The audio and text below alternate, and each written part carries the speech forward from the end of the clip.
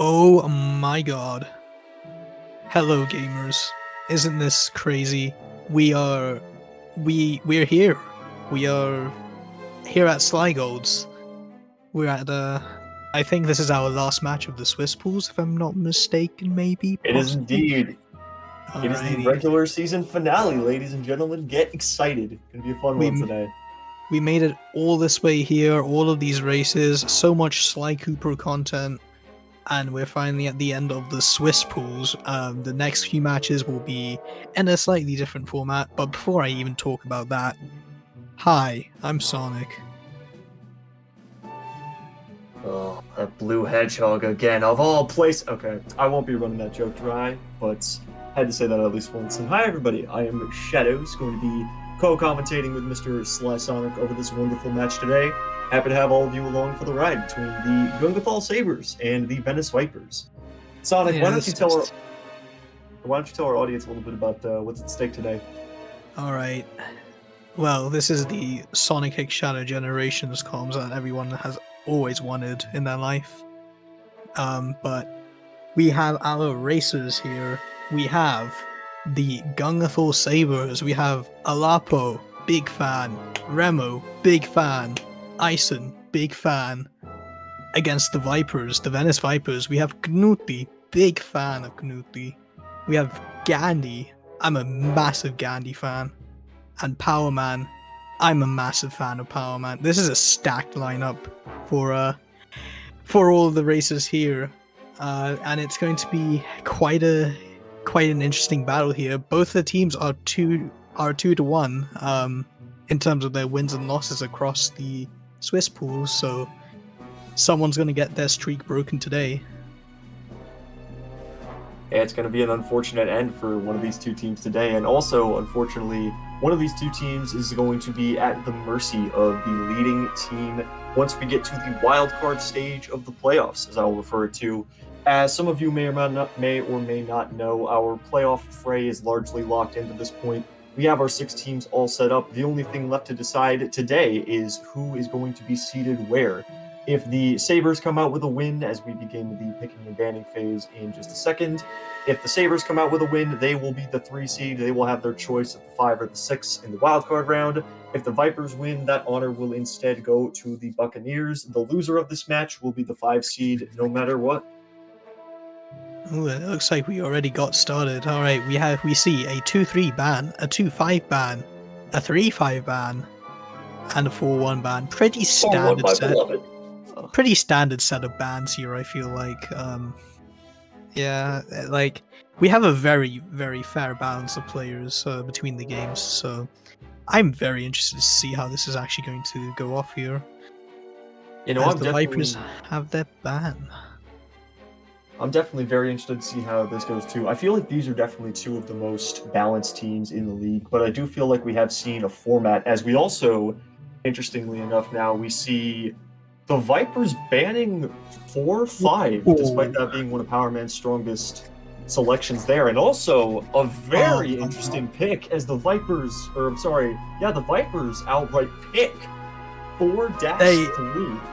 Oh, they're making me eat good. Oh my god. I'm sorry, Shadows, for about 47 minutes of this entire thing, you're not going to say a single word. I'm going to yap my heart out.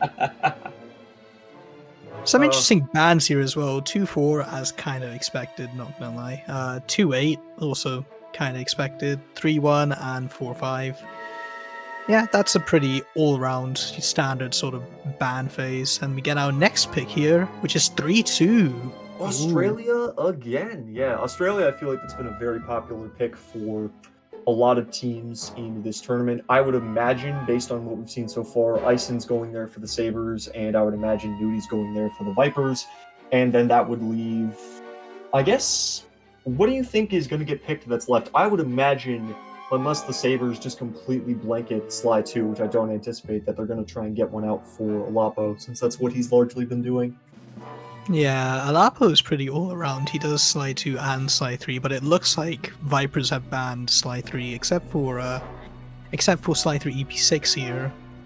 Sabres have a pretty powerful sort of ban set here, and yeah, they clear out a lot of Sly 1 and the remainder of Sly 4. and we'll see what the Vipers are gonna pick here. Pretty interesting set of remaining episodes here. Let's see what they are picking. I can't see this being 3-6. Yeah, 2-6, that probably makes the most sense. I think we've seen that one a fair bit during the course of this tournament. Very good selection, though, by the Vipers, I will say. Yeah, that's this is a pretty solid sort of episode pick lineup. 4-3, kind of a wild card, but my god, I'm excited for this. And also, I am also quite a 2-6 enjoyer. I grinded for Sly 2 episode 6 100% world record for quite a while. But yeah, couldn't quite keep up because Music Box cutscene skip, my beloved, my behated. It's a skill issue, I know, but don't worry about my skill issue. But yeah, Sonic. So meanwhile, as we're getting started here, what do you have to say about the pick order, and what do you think the Viper strategy might have been going for 4-3? Because I'd be very interested to ask them about that once this match is all said and done. I think hamburgers are pretty nice with fries. What? Yeah, you heard me. You heard me. All right, that's take of the match, ladies and gentlemen. Hamburgers are pretty indeed nice with fries. Yeah, I don't even really know what to say about the whole picks though. Like I said, 3-2. I feel like that's maybe the least surprising pick as far as the Sabres go. Because like I said, Eisen, I think that's a lot of his comfort zone right there is towards the beginning of Sly 3, and he's gotten some pretty good times for that for being such a new player. I think it's been really cool to kind of see him grow and develop as a player moving forward. I think it's just interesting, once again, to see kind of the Vipers of all the Sly 4 episodes they could have run. Not only do they choose willingly to ban 4-5, which is one of Power Man's strongest episodes, but they also go for 4-3. So it makes me wonder if like they were maybe a little bit scared of Remo's Sly 4 ability and kind of just wanted to leave him to luck. Yeah, like I kind of was ready to assume they were just going full in on the memes, but the fact that you mentioned that that they could be trying to throw Remo off, that's a pretty strong point, actually. That might be what their strategy is. I know, it's definitely some... I'm sorry. Go ahead. Honestly, I'm so ready for this. Like, I am so ready for the for the 4-3 experience. Yeah, dude, I feel kind of bad now that that's in the back. Like, granted, if I was going to have anybody else in the commentator wing, I'm really glad we got this pairing now because we're going to have a really fun time on 4-3 with the tech issues. And there's also like a lot of new strategies that have been developed for 4-3, especially in jobs like Unexpected Ties. That thing just finds something new every other day, it feels like. But yeah. Scary job. Very scary job. I own multiple comm golds in that. I used to anyways. They've all been outdated, unfortunately, with the new strategies. But yeah, it's a very difficult job, and there's a lot of skill-based jobs in that episode, don't get me wrong. So a lot to look forward to once we get to that point. But in the meantime, I think we're just about getting set here to see Ison and Nudie get loose in Australia. So tell us a little bit about how you're thinking this episode's going to go, or what are you expecting here? All right, I know Ison has been cooking with the Sly 3 lately. It's been very fun seeing Ison. This pretty much a new runner. Just get right into it. And yeah, he's had very strong times. He got a 58 in episode 1 not too long ago, which is quite good if you ask me. Pretty okay, in my humble opinion. Also, yeah, like especially once again for him being so new, I don't know if Ison had really touched any of the games coming into this tournament, and now over the course of a few weeks, just seeing him get a sub-hour time in an episode that, let's be real for a minute, can still be really difficult. There's a lot of jobs in that episode with very high skill ceilings. Maybe not compared to something like, okay, I shouldn't even say that, but yeah, you get the point. Like there's still like Run and Bomb, there's Octavio fighting Operation, there's Canal Chase. There's a lot of things that can keep you on your toes, and so to really see him not only get to strut his stuff in the tournament, Ooh. but now here with a big opportunity to try and prove his stuff against Nudie, a very proven Sly 3 runner, as he's going to take an early lead with Nudie failing the disguise jump there. So already a good start for the rookie in question. Yeah, Newbie went a little bit spicy trying to go for a spin attack there, which is a little bit faster, but in my opinion is quite a bit more stressful to hit. But yeah, that gives Ison a little bit of a lead at the beginning. That's my goat right there. The Like, goat. I genuinely don't know which team I'm rooting for. It's either like, um, I don't know who to root for because both of these teams are really cool people and really strong at the game. This is an interesting lineup for sure. I No, want I both of these honestly, games to win. Can these games just please tie? Thank you. first time in the history of ACES. I don't know if we've had any sort of overtime game, but yeah, I was just gonna say, like, I don't know if I really can root for anybody just because, well, we're commentators. It's kind of our whole job to be unbiased. But yeah, no, I just think I both of mean, these teams have really had some great runs. Both of all these teams are just really likable people in the community. They've been around for a long time and have just made some huge strides, especially. So I really think it's going to be interesting to see them pull it out. And don't get me wrong as well, there is a small chance that like both of these teams maybe could have gone undefeated. The Sabres have one loss, yes, but that was an extremely, extremely close loss that very easily could have gone their way. So, you know, I'm really excited. I really want to see how this episode continues to change for both our teams here. yeah, for sure. I also just want to mention, kind of disappointed neither of these runners went for a search for the Guru cutscene skip. I'm endlessly shaking my head. It's Yeah, the such a stunk skip, as it's called, I believe. yeah, distunk skip Yeah. as found and named by HDLS. I think he found it. I don't know. He at least found a setup for it. But yeah, both of these games are closing out in search for the Guru here. Just a small mini gauntlet. I like to consider this the like gauntlet light of Sly 3. Like, you have normal gauntlet, but then you have Rock Run, which is a journey in itself. Like if Gauntlet didn't exist, the main thing we would be running is Rock Run. Imagine that reality. I mean, you could optimize it a tiny bit still with cool movement tech like push boost and rocket boots for bolt jumps, but definitely not anything compared to Gauntlet, especially when you optimize Gauntlet with all the power-ups you possibly can, and people go for some crazy proxies on that.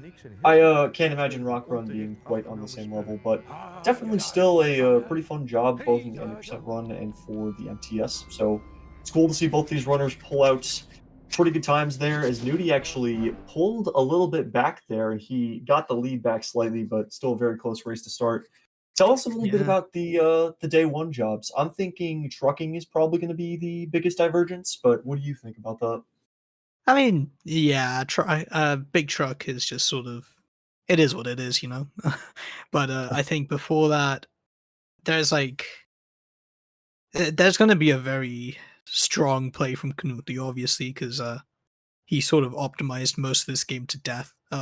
But Ison just needs to have a very strong performance, and I'm confident that he does have that strong performance in him. He's got that Yeah, swagger in him.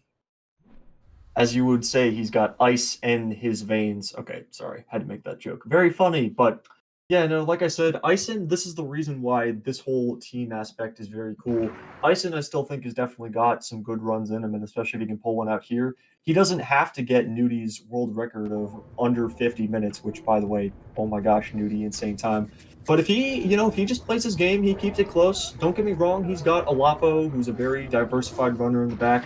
Remo, who absolutely needs no introduction, especially running Sly 4, a game that he's made a great tutorial series for and is very skilled in. So he doesn't have to necessarily go for all the stops. He just has to play a good race. And so far, hitting that one little skip over the river there, doing some pretty solid movement with Murray. I'm excited to see how he keeps going here, especially for spelunking, which is a pretty movement-heavy job, especially for beginners. I don't think Remo needs an introduction in any game, honestly.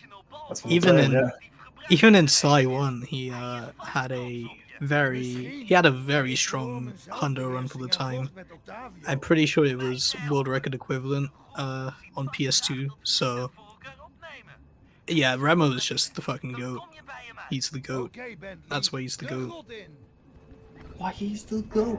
Yeah, no, Remo, absolutely. Like you said, I don't want to be praising one teammate over another because we have, like I said, a lot of talented runners between both of these teams. But Remo has just absolutely done so much for the community, not just for Sly 1, obviously, but for optimizing all of Sly 2, Sly 3, and Sly 4. And he's honestly a big reason of And why I've been running Sly. and I believe you're forgetting something there, Shadows. And we're on for that date in Bollywood. That's what we're going for. That's hot. That's hot. I mean, I meant to say, yeah, he's also my Bentley's hack pack goat. So Yes. How could I forget? Like the absolute goat of like any percent runs in this live series, Hack Pack, my absolute beloved. we have like 70% of the hack pack community right here. We have Remo, we have Knuti, we have Palman, we have me. That's literally just 70% of the entire hack pack community right here. But yeah. Hey, Looks like. Sorry, go ahead. I was just gonna say I'm joking, but like I was gonna say I'm gonna say it here first on the Sly Gold stream. We need to dedicate Tituary 2025 to Hack Pack. You gotta spread awareness for that game. As much as I'm a Hack Pack fan, I beg to differ. It's a horrible speedrun. It's genuinely one of the worst speedruns I've ever played. But if you do want to speedrun Hack Pack, you can go find the Android version, which is now patched, and you can get that smidgen of time save you get from loading. That is a true story. It is. I'm pretty sure it's faster, but yeah. Ison having a little bit of a struggle at the piston here. Last I checked, they weren't. Both these games weren't too far behind, or weren't that far apart. But it's still looking pretty solid on Ison's end. He just has to keep strong. Yeah, no, definitely. I don't really think there's been much divergence. You see Nudie pulling ahead a tiny bit here, but of course that I think just speaks volumes to his experience with his experience with tiny little movement optimizations and the things you learn after playing the game for a long time. So that I think is definitely gonna pull him ahead a tiny bit, barring some pretty bad luck in something like, big truck or other jobs like that. Like I said, no. I mean, you see right here, these two still very, very close in the same section of the job. So until we get to some big divergence, I haven't really seen any sort of big flaw or blemish in Ison's gameplay so far. I think he's doing just fine. Yeah, absolutely. This is honestly anyone's game. And I really truly believe that. Like, you might have one team pull very far ahead for one episode, but they're just gonna pull it back with like a very nice sort of run back. And then it can just completely swap in the last game. We got some spicy RNG segments here. We have Big Truck. We have Lemon Rage. That can go a little bit wrong, but you missed the cutscene skip. Bang, 3 minutes That's lost. over. Yeah, I mean, we definitely. And then we. Sorry, go ahead. No, I was just gonna I think that's really all the big RNG sections, unless you really want to count the Carmelita section when you have to shoot her with Bentley's darts in the operation. But I was just gonna say about Lemon Rage cutscene skip. Yeah, you definitely see the stress of that affecting a lot of runners. We've had multiple runs of this episode already in this tournament where a lot of people have just foregone that cutscene skip in hope that their team can make it up later. So definitely don't blame people for avoiding it in this kind of case. Yeah, but it's gonna come down to a lot. It's Sly 3 episode 2 only has those few RNG segments, but they are obviously very crucial. Sly 2 episode 6 doesn't really have that much RNG as far as I'm aware. There's Neela mashing, which is gonna matter a lot. And then Sly 4 episode 3, the Great Equalizer. Yeah, so I didn't want to jump the gun a bit here, but we do have some time as our runners are going to be heading to Big Truck in a minute.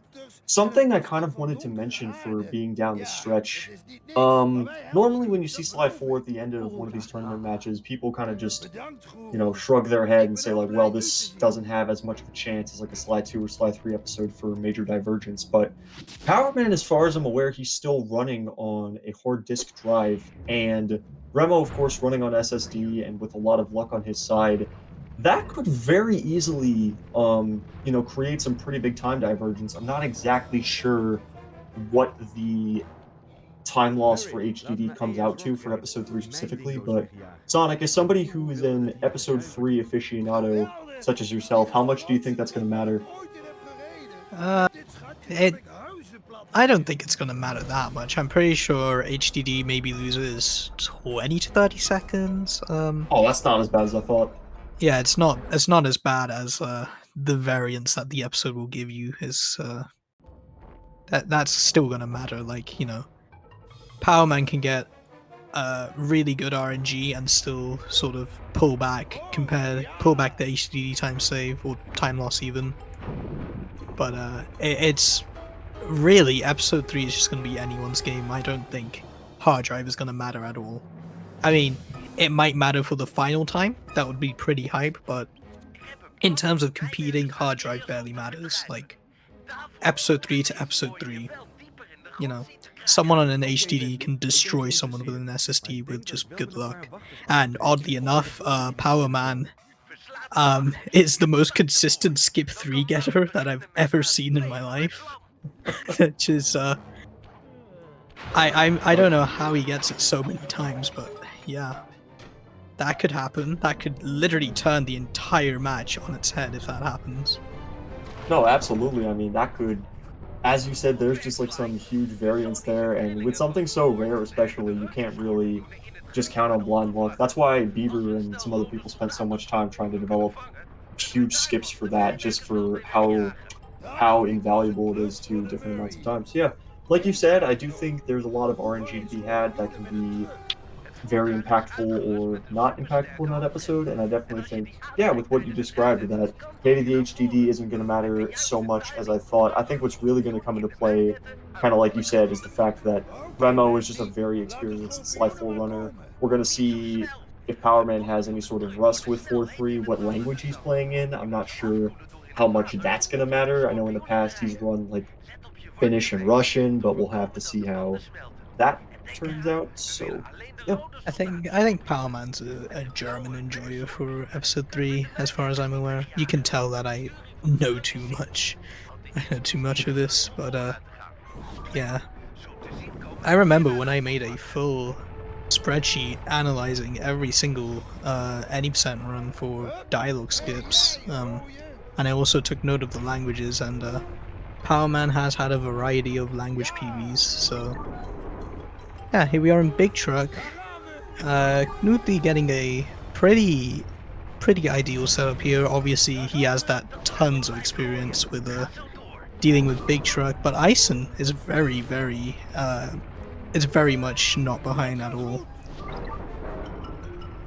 Like missing a few Scorpions here can be kind of rough, but I think for Ison, the game plan here is just make sure that you're managing your tires, because the last thing that either of our runners want to do is take a death in this split, especially in the second half, which can just be absolutely egregious. But yeah, no, still, the first section here, I find that Red Scorpions are being a little more okay. Yeah, he definitely squished a few there, but as long as he just doesn't have any sort of, like, I don't want to sound like a broken record, but like I said, just kind of play it safe and make sure you don't let your tires get too hot, and things should be okay here, unless the Scorpions decide otherwise, which hopefully won't be the case. Yeah, one thing I want to mention, Ison went from the water to try and capture a Scorpion, but he couldn't quite get the flip to work. That's something that's important. You need to have momentum to actually get a flip. So the way it actually works, and the lore actually explains this, like the Bentley actually explains how this works. You just hit a supercharged E-brake, and that's what causes the vehicle to flip over. So if you if you try and flip while you have no momentum, you're just sort of braking on nothing, so you will not get a flip. That's the lore reason why Ison did not manage to catch that one scorpion near the water. But yeah, Knuti clearing up here. Not too shabby of a performance at all. But Ison has a pretty. He's not very far behind. He can still be pretty on par with the pace that he was at before Big Truck. A little bit of a flip over here, which is a bit unfortunate. Ooh, okay, he still got that scorpion. I was like, wait a minute. But the big the big thing here is just, you know, tire management when it really matters. Like if you're almost at a full bar, you gotta just focus on tire management. And also, it's kind of scary to hit scorpions in this water area, because the edge of that water area is quite inconsistent with Big Truck interaction.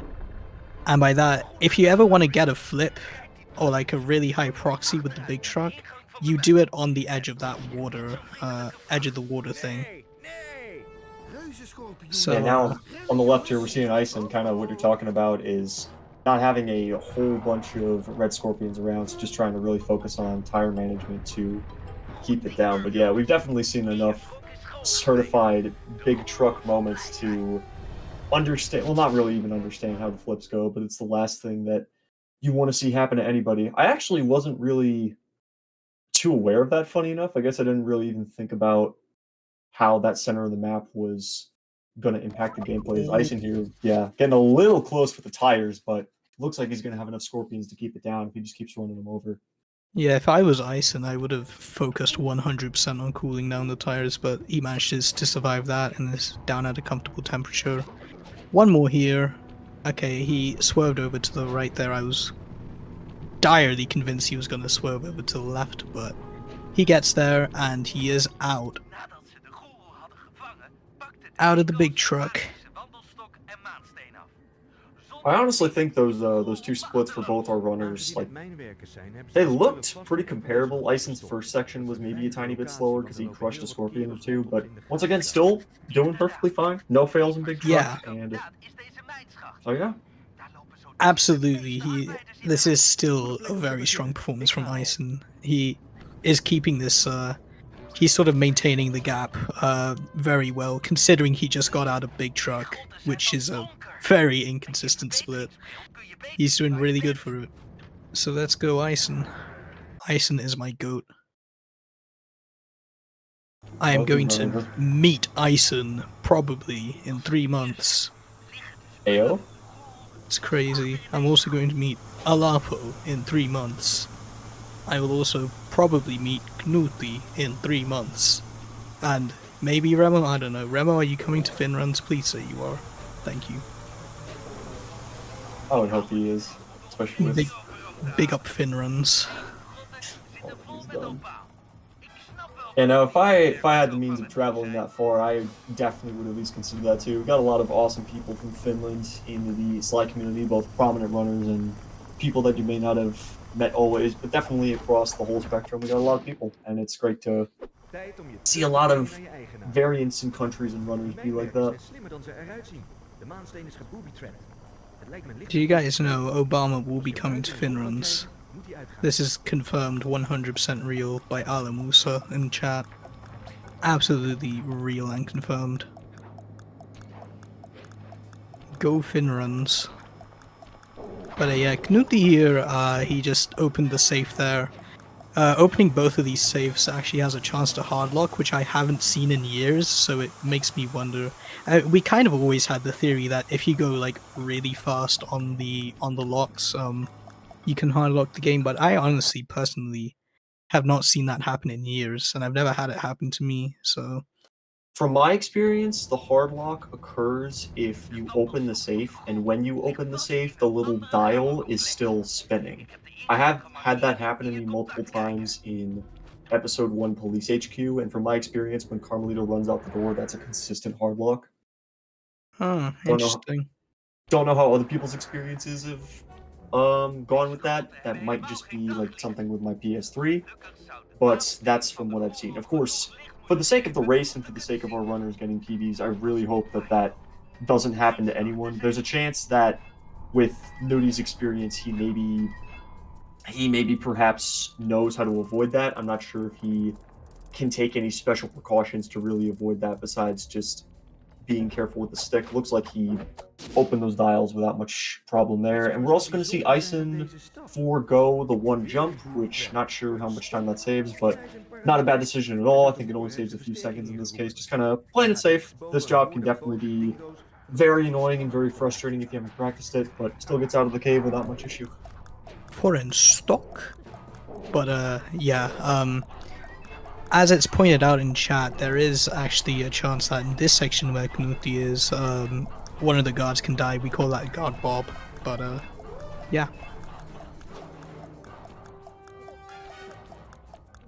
Nave says it has something to do with the guard chasing you as like you open it, like a guard can die as you open it. I haven't heard anything about that, but I could very easily be wrong. I, of course, am a very new Sly 3 runner, and so there are multiple people in chat that probably know the technical details of that better than me. Have you heard of something like that before, Sonic? Like having to do with the guard? I had to mute. As I was saying, yeah, we call that guy Bob. It doesn't have anything necessarily to do with Bob, but you know, anytime you hear him die, you always got to pay respects to Bob. So yeah, but I'm pretty sure it's independent from the hard lock happening. I'm pretty sure what you said with the police HQ hard lock, it's probably to do with that. I'm not. I personally don't know, but all I know is that it hasn't happened to anyone during a run lately. Maybe in some of your runs, but It actually is in one of my most recent episode 3 attempts in what is it, Frame Team Belgium. That happened to me opening the safe. Is right as the cutscene ends and Bentley stops talking, the game just crashes. yeah. All right, Ison going for the disguise jump. Nice. That's it. Very nice. Very, very nice. That Knuthi also got it first try, and Ison also got it first try. That's very, very nice to have. That disguise jump in particular is pretty rough, so yeah, getting them first try on both ends, very, very nice. You just gotta know sort of where, or where you have to sort of circle boost and when the timing is to hit that disguise jump, but it can be very difficult to figure that out. Here, sorry, go ahead.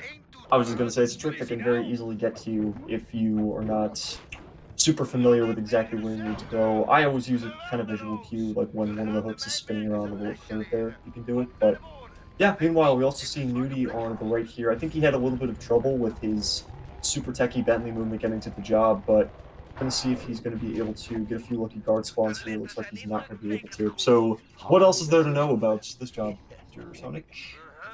Well, this job, I have a history with this job. I'm just gonna hashtag flex that I found a strat here and it kinda saved this job in my opinion, but yeah.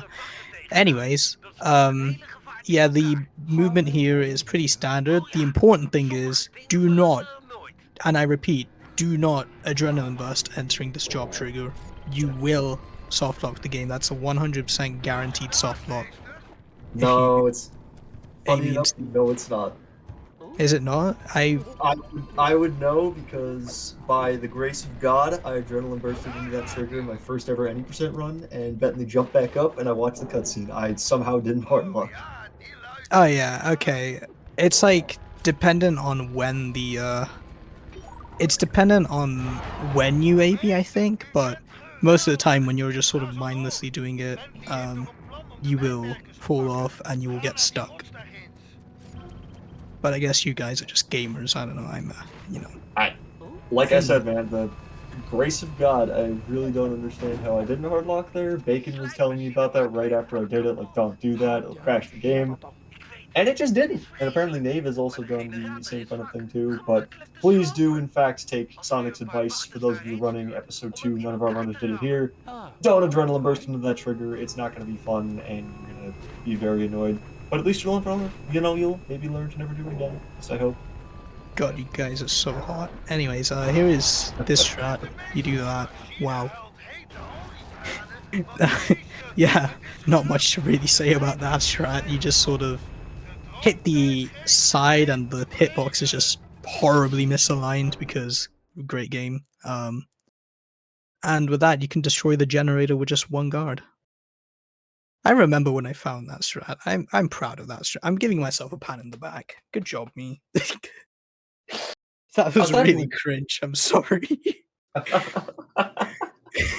Oh, good man. I mean, hey, like for the record, it is a pretty cool skip. It saves us from having to deal with more terrible guard RNG in this job. It's just convenient too. So really nice finds and maybe not always pat on the back during comms worthy, but definitely a great skip. So happy to see Nudie taking advantage of that as we see Bison running around here trying to find some more guards. Looks like he's getting some decent RNG here. He's got a few more guards close by, so hopefully this won't take too much longer for him. And hopefully when he does get to Sonic Strat, I guess we can call it, hopefully he won't have too much trouble with that for his team's sake. My original name for that strat, which it didn't catch on, sadly. I think people just call it the strat in this job now. But my original strat name, let me see if I can actually pull it up on YouTube. But it was a really good strat name, and I'm sad that people don't use it. Oh yeah, here we go. It was insane guru strats, not clickbait. $10,000, 3 a.m., 24-hour challenge.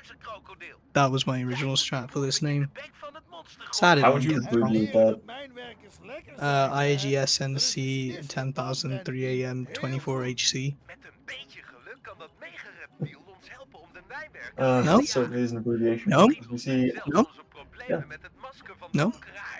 Yeah. guess maybe not, but we do see Ice in there getting a very fortunate guard spawn with the Kangaroo as he is hopefully able to destroy this generator and getting a little bit early there. Looks like he's going to do it without much issue though, so good on that. Hell yeah. Yeah, in my experience with that, it's a lot harder to do it with a small guard, but still very much doable.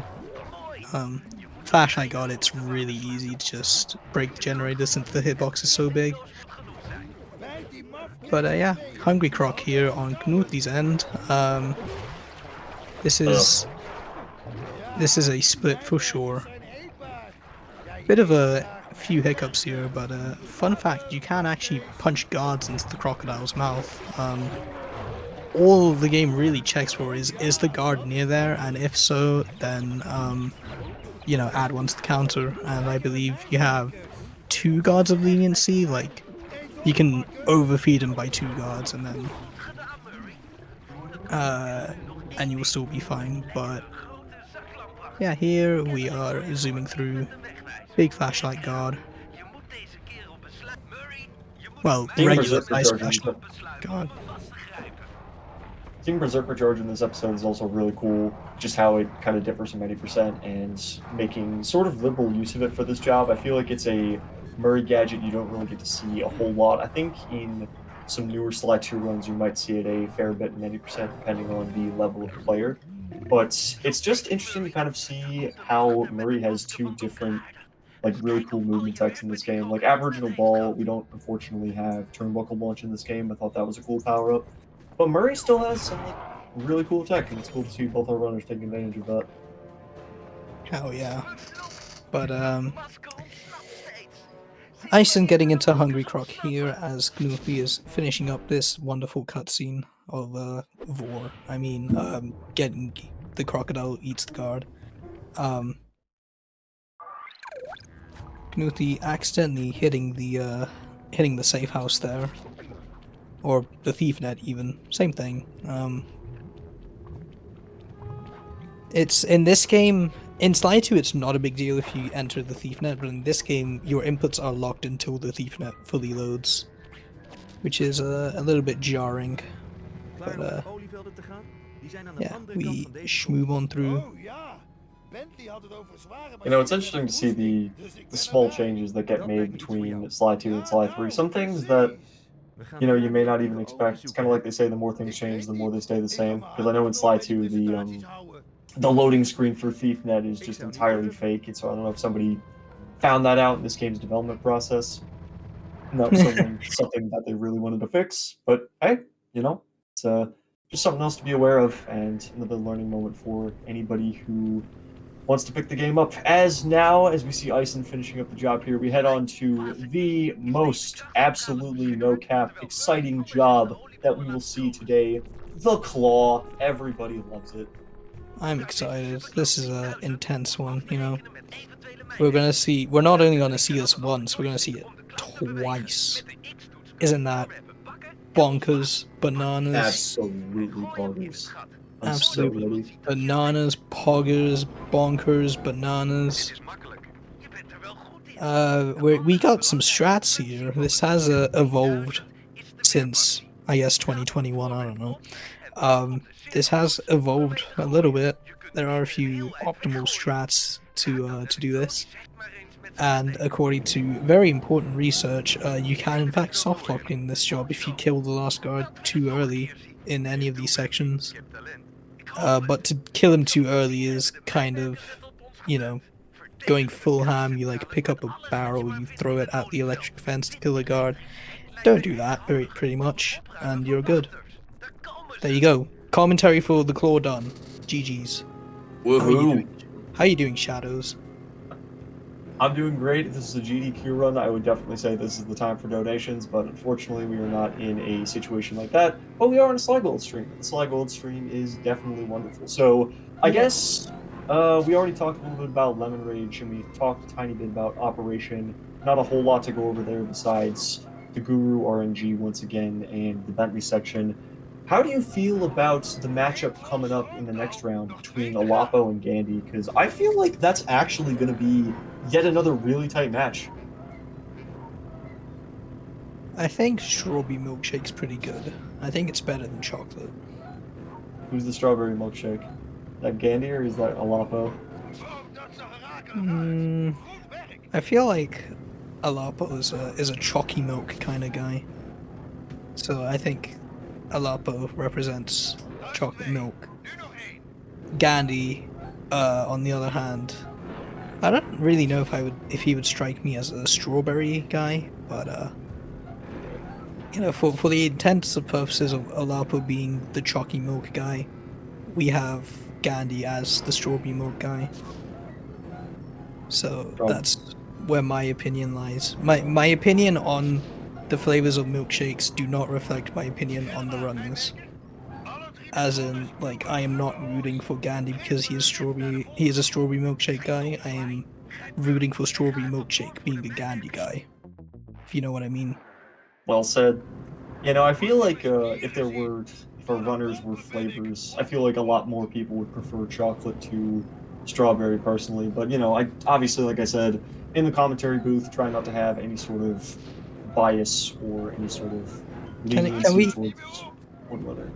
Can we get a poll in chat for if you're a strawberry milk or a chalky milk enjoyer? You guys better make the right decision. Yeah. Kappa. Yeah, I will vote for the one that you think is right. So comment down below and get get your votes in. Even though there isn't anything to vote on quite yet, get your votes in, post it in chat. Oh, or maybe you're a completely different fella. Maybe you're a vanilla milkshake enjoyer or a banana milkshake enjoyer. Can't go wrong with vanilla. That would be epic. All right, the poll is up. Go vote. Democracy will decide which kind of milk is superior. I'm gonna cast my vote in here. There we go. So we're literally just talking flavored milk. We're not talking like milkshakes. So the poll is just like, what kind of milk? I guess. Okay, this is very weird because milkshake kind of has a different definition in sort of British English. But milkshake sort of just refers to flavored milk, but it can also refer to like the full-on like, extravagant dessert that is a milkshake. But yeah, I that's an interesting regional difference there. I'll say. I actually just went to, funny enough, I took a spring break trip with a club at my university in my senior year of college, and where we went to down south in the States, there was this full-on milkshake bar. Like they made all these fancy, like exquisite milkshakes, and oh, I remember I got this like really good. I think it was actually a strawberry one, funny enough, but I got like this strawberry one with like New York cheesecake as a bit of a flavor. And I actually got to take home the little like glass mug I made from that place. Not made, but I got from that place. Definitely a cool Yeah, experience. I can't say I've ever heard of like a milkshake bar outside of it. But yeah, if any of you are ever in Gulf Shores, Alabama, the Yard, look it up. Cool place. not sponsored, but I have to legally No, disclaim that. Not sponsored. yes, of course. But yeah, we are having we're having frame drops in the claw, which is honestly probably the best place for frame drops to happen. So, we get to enjoy incredible content.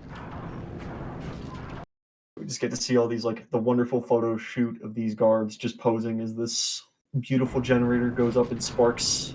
Yeah, that was Yeah, with the Slygold announcement, as not disclaimed by Slygold, we will be having a small sort of jumpstart of the restreams here just to make sure we're all back in sync and everything. So stand by.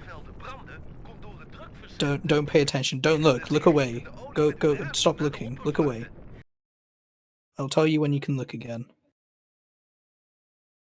Okay, now's the time to implement the splices. Go. Nobody will know. They're all glued. Yeah, this is the time. This is the time for the runners to do such funny business. Yeah, no funny business going on here. Although we do see Nudie jump ahead like, to he's all the way in lemon rage already. I guess he was out of the job. Oh my gosh, are you kidding me? That pulse died? Oh. You know, I'm pretty sure the poll made the entire stream lag. I think that's what happened. Oh my god. I'm pretty sure it's 100% the poll's fault. Because it's good now. You're good. Alright. Do note, apparently it takes a lot of CPU to render a poll, so get a take that advice, I guess. Don't do polls midstream.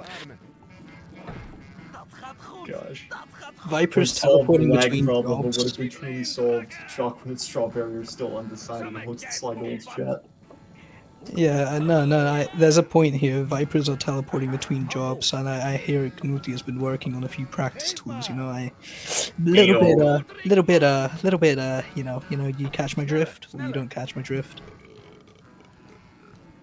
ACES, unfortunately, we see they're getting a little bit jank with push boost. Unfortunately, if you're alerted, then that push boost is automatically going to lock onto the closest guard. But now we're still in a very interesting job in Lemon Rage, which besides being awesome for chuggers and for, I guess, like community unity for being one of the best jobs casually, we're also going to see now if either of our wonderful runners here will be going for the cutscene skip, which I don't know. What do you think, it's Sonic? Do you think Rudy's going to go for it? Ison's not? Do you think Ison's going to try and pull up the stops? How are you feeling about it?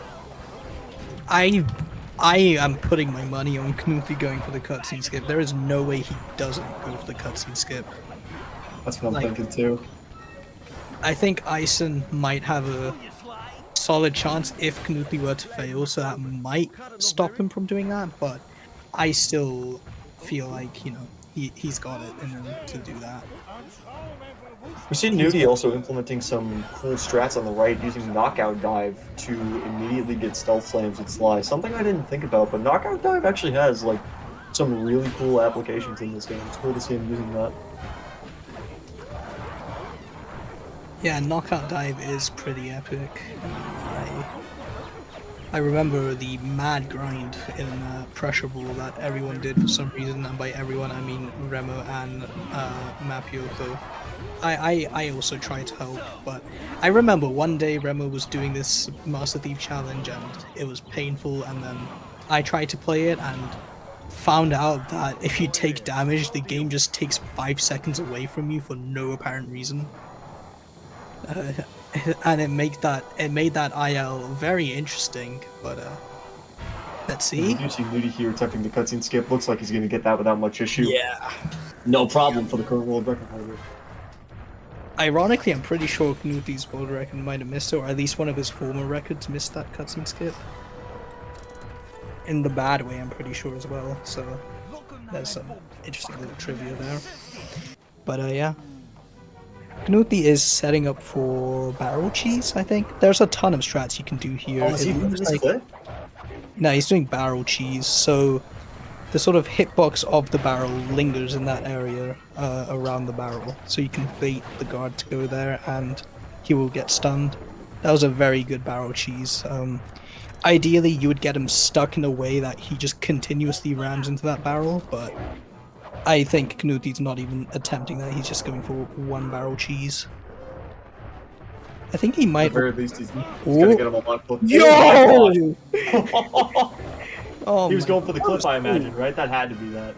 Yeah, he was definitely going for the proxy, but that was insane. He went to the complete other side of the arena. That was crazy.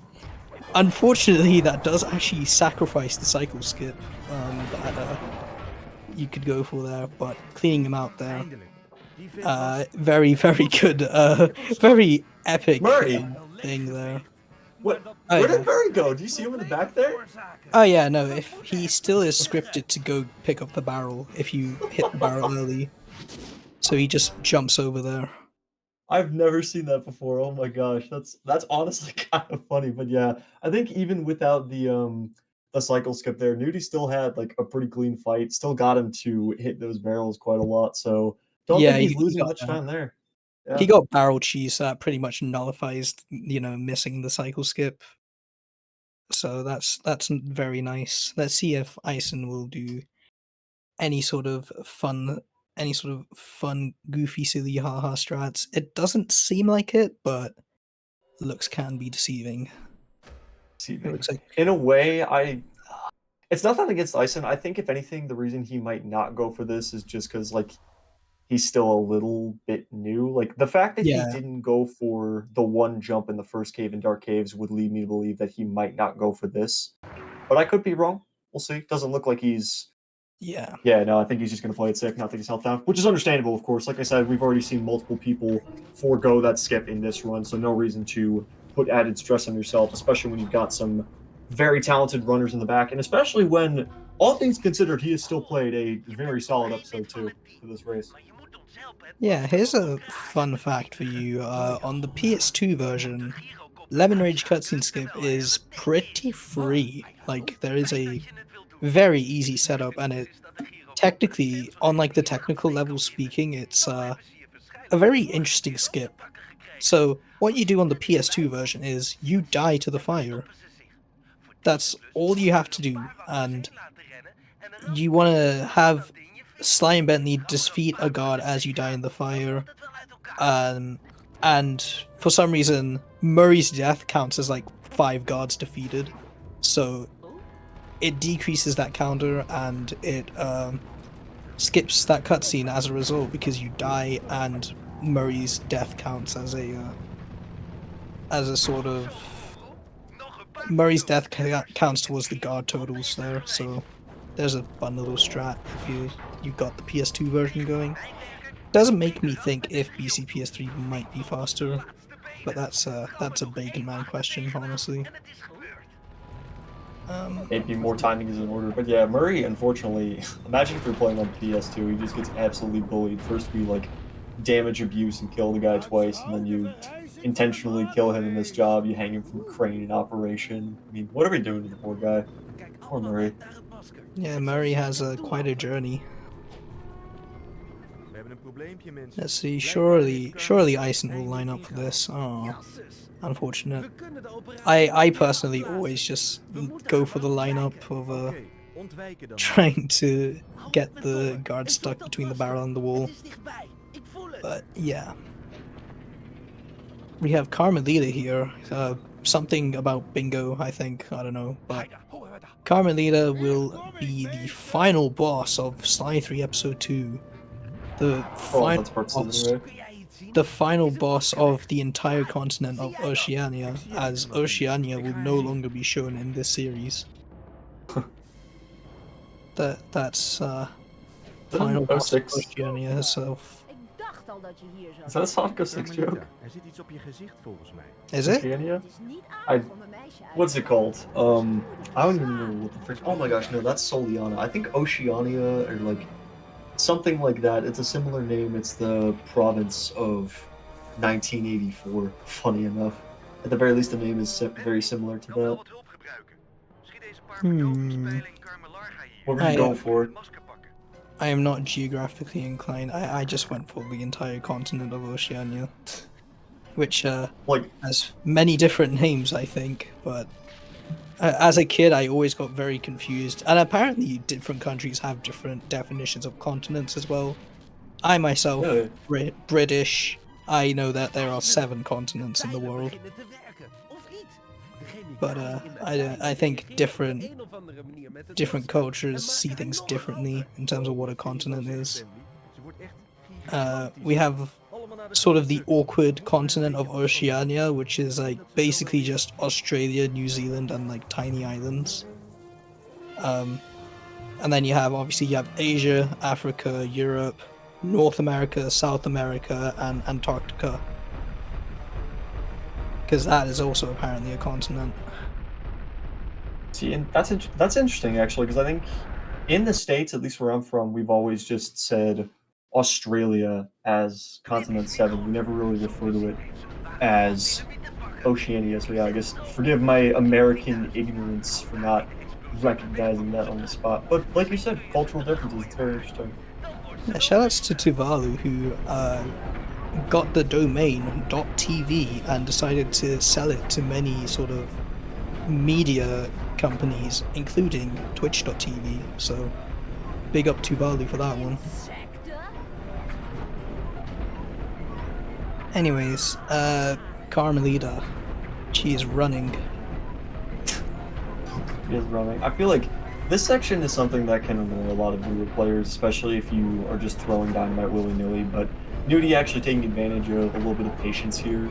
Carmelita can duck to the side, and depending on where she is, your Dynamite throw can actually miss, but Nudie's able to wait it out long enough to the point where she gets back into position while also not letting the Dynamite get destroyed. So very good on his end trying to do that, as all he has left is a little bit of a tower climb up the legs of Carmelita, and then we are going to see Mr. Gandyman try and tame the Iron Horse for the Venice Vipers.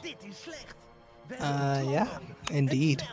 So we have the, gotta say, it's the best section of Slide 3, where we get to climb up giant Carmelita. What do you mean weird?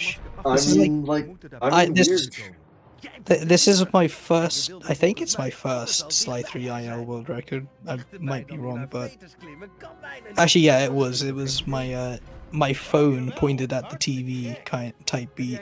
That was my first world record in the Sly series, or the Carmelita climb, in 19.31. Nowadays, the world record is like 9.5, I think. So, that's swag. I have a strong love-hate relationship with Carmelita Climb. This made me uninstall Sly 3 one time, and I came back with like a 10.6, and it was like really hype, and it was a really proud moment of me. I have a lot of interesting history with this IL. But yeah. Anyways.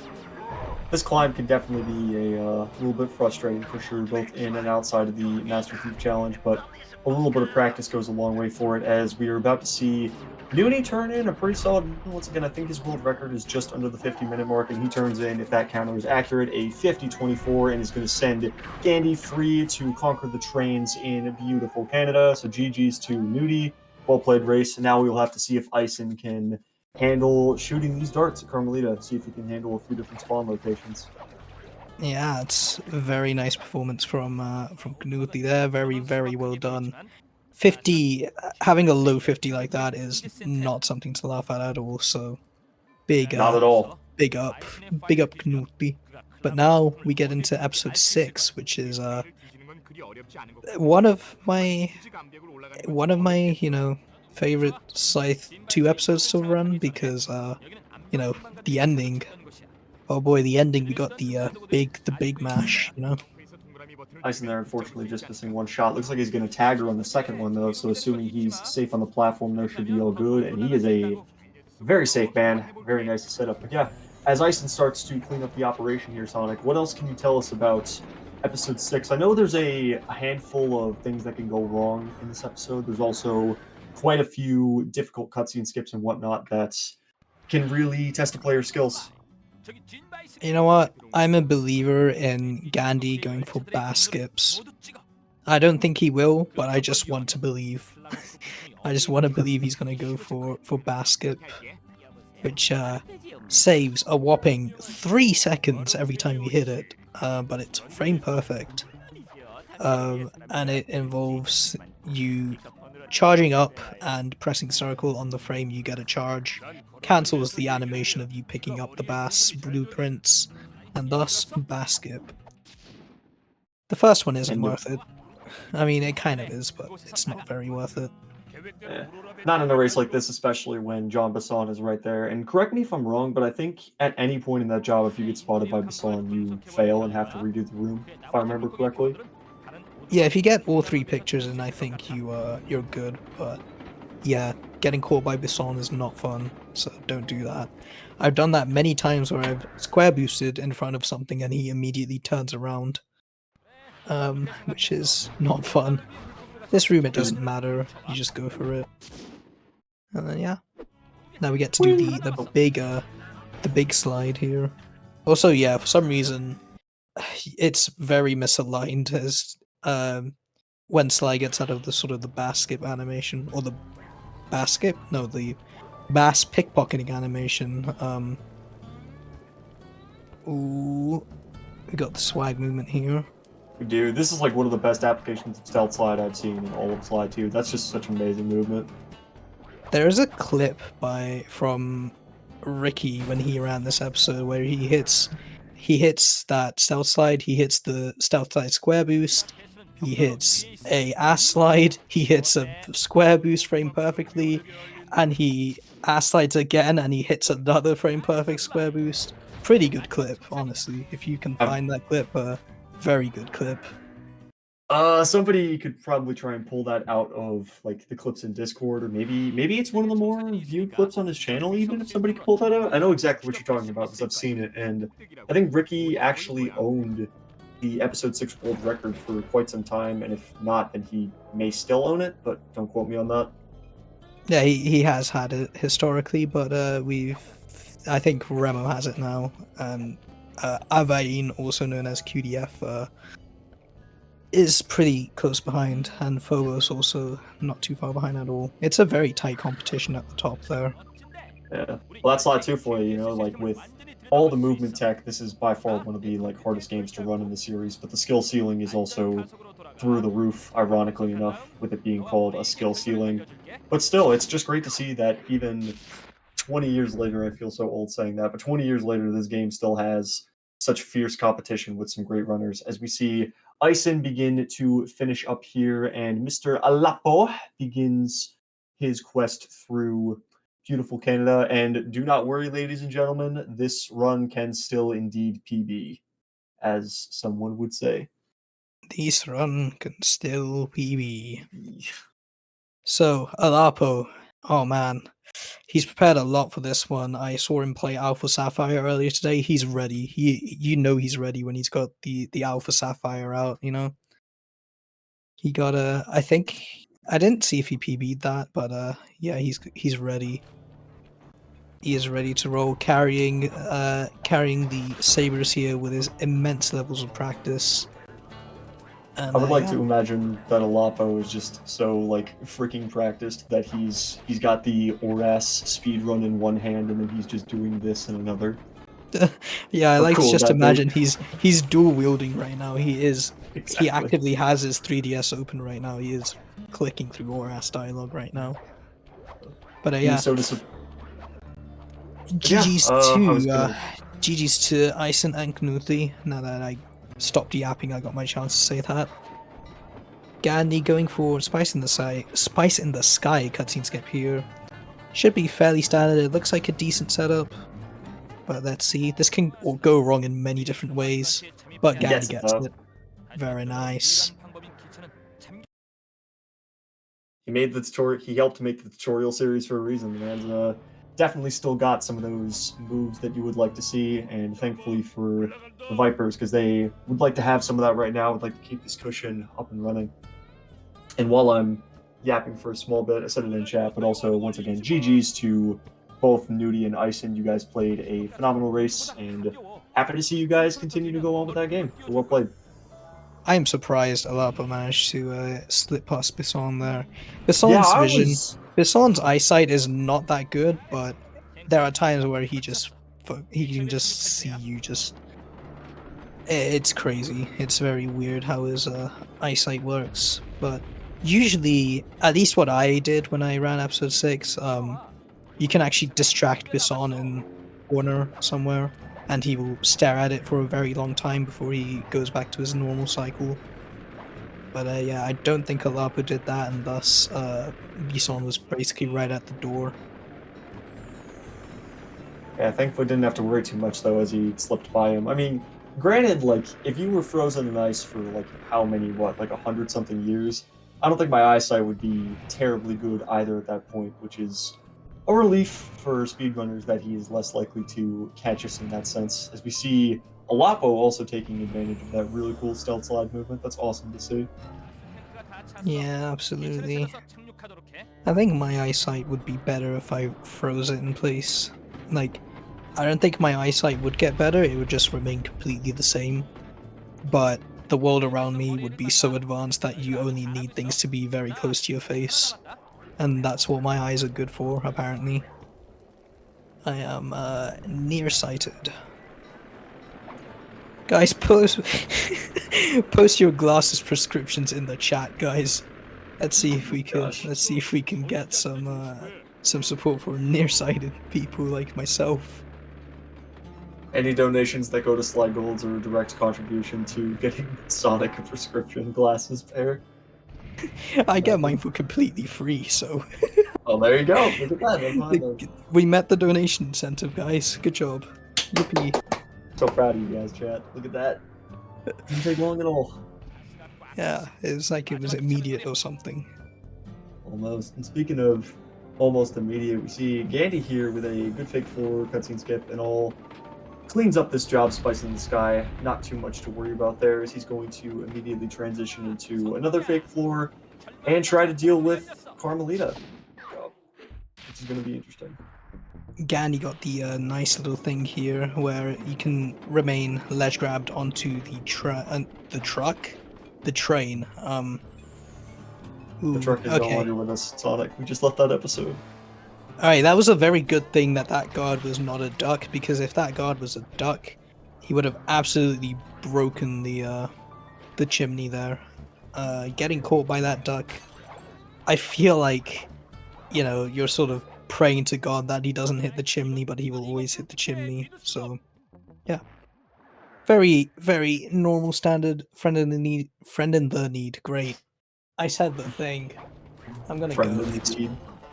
I'm gonna go explode now. That's a typo that always really makes me angry whenever I see it, and I just did that in real life. That's cringe. Right. What are we talking about? Right, Carmelita. Right now we're talking about how Gandhi is able to do this. How normally in a stealth job you're able to take Carmelita and lure her good ways. How exactly does this work for all of our viewers in chat? You get caught by the guard. Carmelita notices that there is noise over there and follows the guard, and sort of your detectiveness gets transferred over to Carmelita, and then you yippee yahoo, you know? Carmelita, go run. Yippee yahoo! As we see Ison on the left there as well, also getting the fake floor cutscene skip without much issue, so great to see there. Honestly, like, pretty much no divergence so far as how they've played this episode. I know I know Gandhi is still a little bit ahead because of the cushion that Nudie was able to give him. But so far, yeah, I haven't really seen either runner making great mistakes. We've seen some just overall great runs today from all of these players. It's been cool to see. Real. Anyways, here we get set up for Lure Strats number 2. Yeah, you get strats and you lure. Also, shoutouts to this version of Carmelita for giving us one of the best community emotes, probably of all time in Carmore, which I really wish, like, they used this version of Carmelita in another one of the games. Like, if they could have brought it back into Life 4. I don't know why, I just think, like, the winter attire is so iconic, and, like, they don't even use it in Gungathal, or, like, they don't use it in China. China was probably a little cold, right? Like, they could have brought it back. I don't know. Snow, frozen water, maybe a bit cold there, you know, a little bit chilly. Wee bit chilly, but yeah, shoutouts to games that give side characters winter attires during winter sort of areas. The big example that comes to mind is Mort the Chicken, you know, banger PS1 game from released in 2000. Mort, or not Mort, sorry, the chicks that Mort saves, they wear little winter hats whenever you're in a cold level, and there's like 3 cold levels in that game. Good game, Mort the Chicken. Funniest game ever, but good game because of the winter attire. Anyways, this is Murray. He's getting a Charlie horse standing in that box. That's what he says there. He got a bag of jelly beans at least, so life's not all bad. Yeah, life's good, you know. Murray, he's trapped in a cell, you know. Life's good for Murray because he got that bag of jelly beans. Honestly, this is... The more I think about it, I don't know why I'm saying the more I think about it, but like, whenever I think about it, this job is like 100% unnecessary. This is probably where Sanzari got the memo saying that Murray is the fat guy, so bully him. Oh, that's very Gandy rough. Gandy there getting a little bit of unfortunate luck with that duck luring Carmelita around. Now he's got to be careful here. Do you keep any keys that you get from Karn between deaths, or does that restart? I'm not as familiar. Okay. You keep keys when you lose Karm, so you have to, you know, survive this part. Surviving the 21-second countdown here, which would be 26 without Smoke Bomb. If I was Gandhi, I would opt to go for a Death Abuse, but I'm not sure where Carmelita would end up, because Carmelita would end up in different locations if you die, so based on how many keys you've collected. But it looks like we're fine for now, you know, Gandhi staring menacingly at his timer, waiting for the 21-second mark to hit Smoke Bomb. Yeah. He did manage... Sorry, go ahead. I was just going to say, Alapa there also getting the cutscene skip through is very nice on his part. Also, just like something funny that I haven't seen happen before, Karm was getting kind of, what's the word? Like, oh, we see Alapo, unfortunately, on the left. Like, Karm actually got alerted, and that is going to lose some time for the Sabres over there. A very unfortunate loss right after there. So, see how much that ends up affecting the race at this point, which, believe me, that could still be monumental. Yeah, that wasn't the worst place you could have failed at, but that's still not fun to get caught by Karm there. Thankfully, not too bad, but, you know, not good. But yeah, Gandhi had to use a Smoke Bomb because he got caught by Karm before he pickpocketed the key, so he didn't have enough Smoke Bomb for the last mini skip thingamajig, you know. I don't know, I run Hundo, I don't know, you like do exactly the same thing except you go run out and get some bottles during the 21 seconds. But yeah. Well, the divergence, yeah.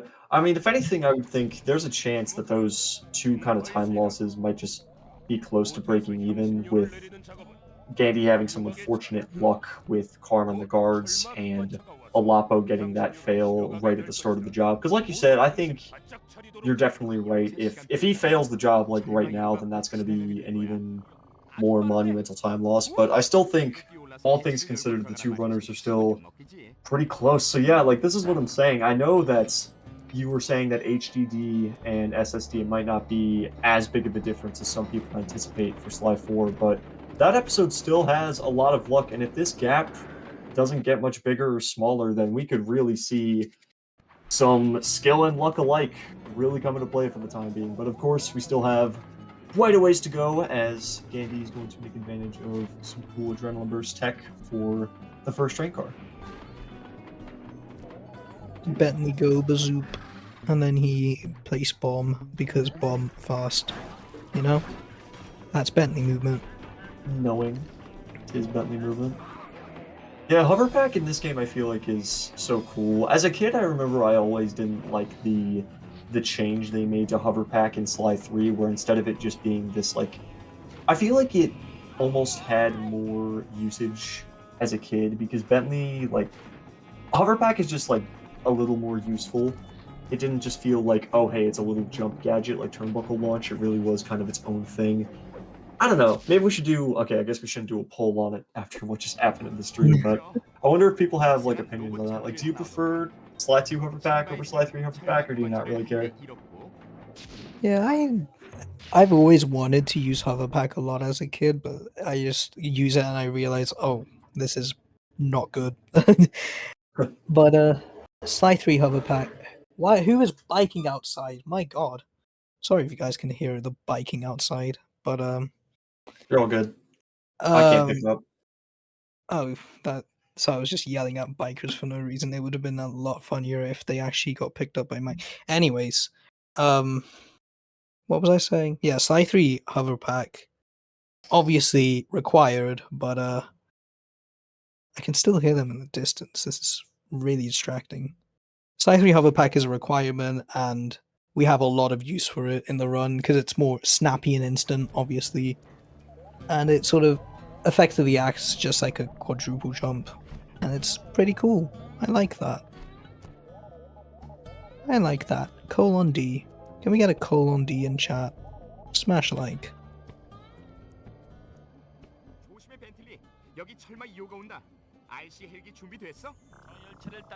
We see Alapo here as well on the left, like, definitely. Oh, and getting sniped there. Didn't get away, so he's going to have to redo that key, as you said. Wow, Alapo, unfortunately, has not had a very good experience in this job. That almost happened to Gandy, as we saw a while ago, but yeah, maybe now this gap is getting a little bit bigger for the Sabres to have to deal with, as Gandy is already onto the second train car with the RC chopper, so hopefully no more unfortunate deaths for Alapo. I understand that Sly 2 job length isn't quite as long as other games in the series, but definitely hurts to see like a job like this, things just not going his way right now. Yeah, it's really unfortunate, but you know, as the wise Alapo and the wise Freeze champ once told me, you win some, you lose some. NT, go next. You win some, you lose. I swear, Alapo kept on saying that during his ESA run of Crash 2. It's that's a banger run. I highly recommend you watch that run. It's such a funny run. Crash 2 being not the interest of that run, but the commentary was quite something. Also, Augie guest starred in that commentary. Like, if you look it further into the run, you just see Augie with his sunglasses just sitting down with a microphone, with him holding a microphone commentating a section of the run. It's such a good run. You gotta watch it. You win some.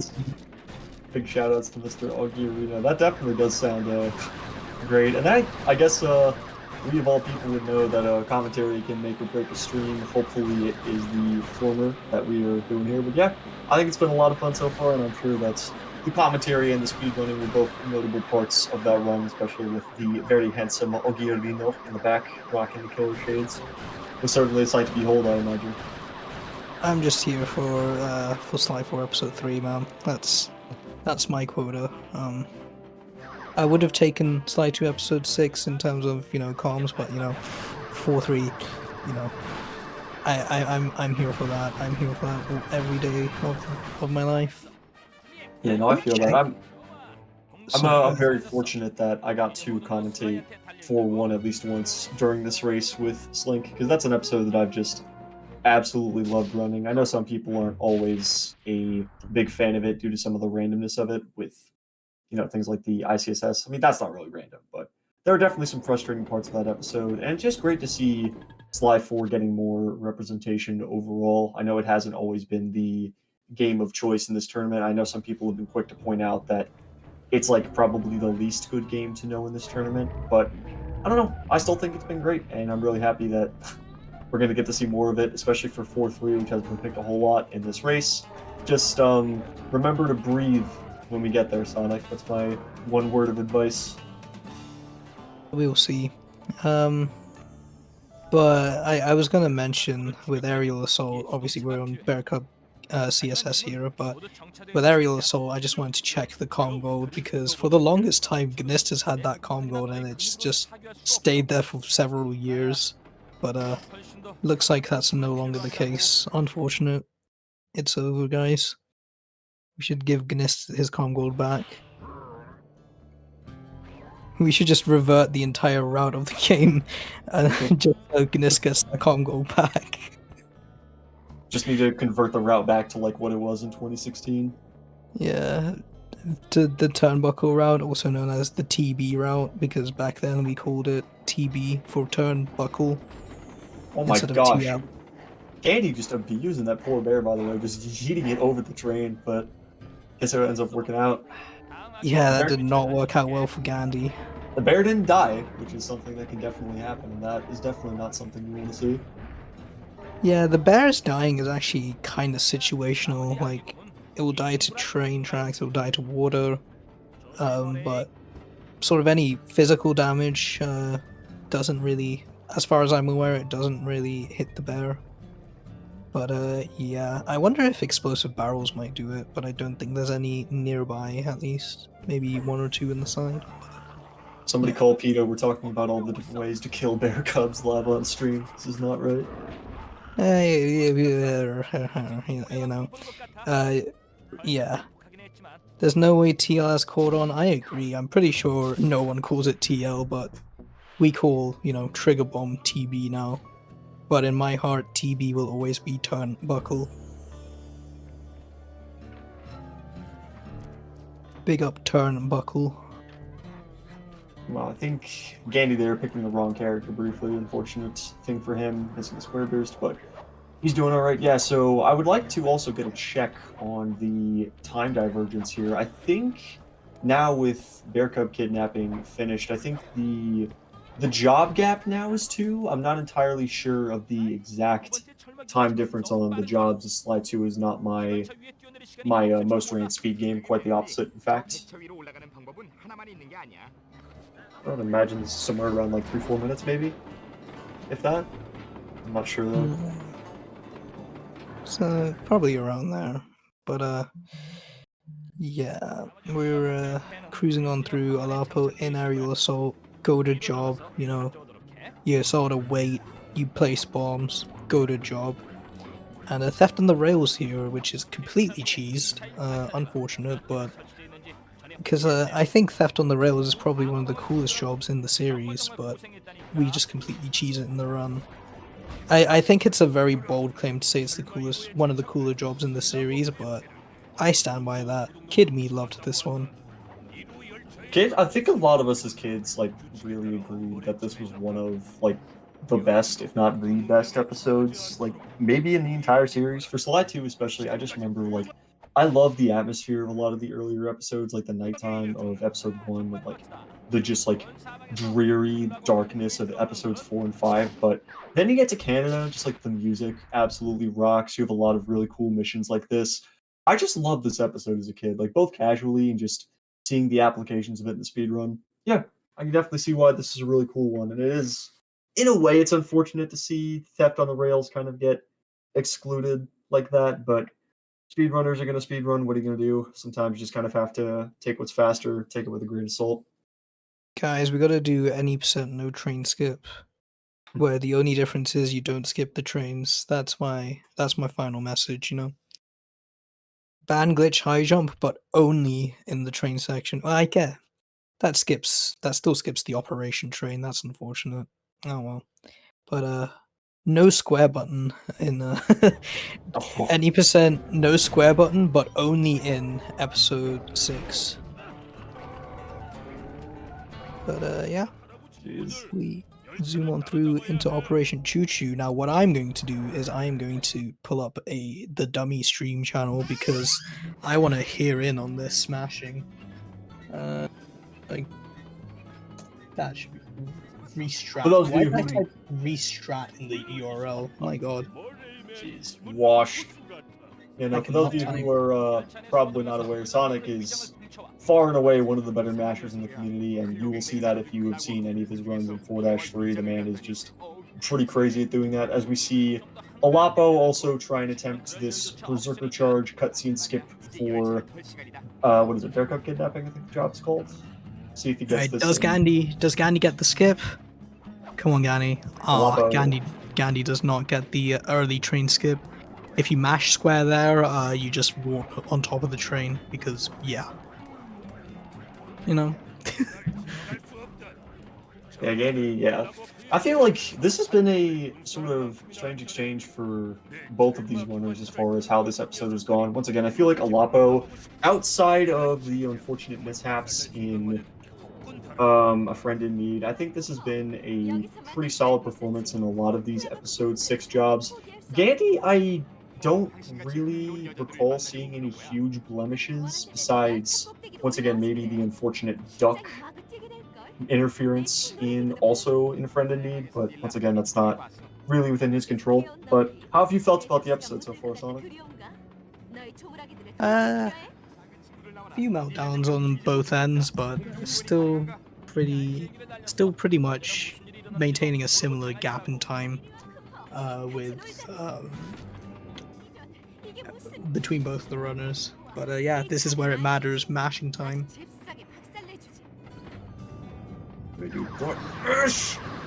I'm listening in on Gandhi's mashing here. Looks like Andy might have even taken a second to start sending up his mash, and he was briefly halted for a minute. Also, got to be careful of how much damage you take from all of the miniature bombs here, because this can easily rack up pretty quickly if you're not careful. Yeah, Looks like he gets it in. Gandhi has a very solid sort of consistent mash method, you know. Focusing on consistency instead of going like wild on the button is a very wise move because in my experience I just go ham on the button. Sometimes I miss the button, sometimes I forget the analog stick exists. But Gandhi has a very nice consistent mash method there. Now, listen, in a race environment like this, if I'm a member of either team's, any team, I'm definitely taking consistency. So I will give him props for that. Good Mila fight from what I remember seeing, and I'm happy to see that there haven't been too many other major mistakes, and hopefully there won't be anything else for his sake, for his team's sake, and hopefully for Alapo as we see him doing the other exciting train job with the huge skip here. Woohoo! Completely skipping Theft on the Rails, we love it. Wahoo! Yay! Right. That being said, though, with Alapo, or I'm sorry, I keep mixing up the side. With Gandy coming so close, staring down at the clockwork stomach, we are going to get Mr. Powerman prepped and ready to go in 4-3. I think this is going to be really interesting. Once again, it's going to be a sort of Ooh. cool clash between an experienced Sly 4 runners. You see Gandy there, unfortunately, having Mila go under, which is not his fault at all. Obviously, that, from my Yeah. knowledge, that's like completely random, right? Like, there's nothing you can do about that. Yeah, it's just random. She went Yeah. down. She went That's a down bummer. on Yandy. Ayo. But she comes back up. Normally every time sort of a phase, quote unquote, were to happen, GG's Gandy. yeah, GG's Gani, hell yeah. But every time a sort of phase happens in how do I describe this? Yeah, every time a phase happens, she has a chance to go up or down, and I'm pretty sure she has more of a chance of staying where she is. But that also applies to when she goes down on you. It will, if she's down on you, there's a high chance that she will stay down. So it's good that she came back up. But here, all right, give me a minute. I need to drink. He needs to get ready, folks. If you're one of the people that likes hearing me talk, first of all, thank you very much. But I'm very sorry to say that I might not be commentating nearly as much because this is Mr. Sly Sonic's domain, and so a lot of technical details and whatnot. I am going to, in all likelihood, let this man go ham here as we see Mr. Powerman take to the Icy Stone Age and try to keep this lead as Remo gets prepped and ready to go upon Alapo's completion. Now, this is interesting.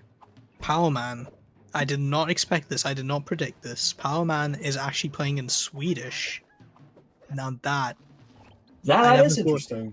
I never thought I would see the day that Powerman plays the game in Swedish, because I know he is an avid Swedish dub disliker, but this is an exciting day for me personally. But Swedish is in fact the fastest language, so we roll. Sometimes.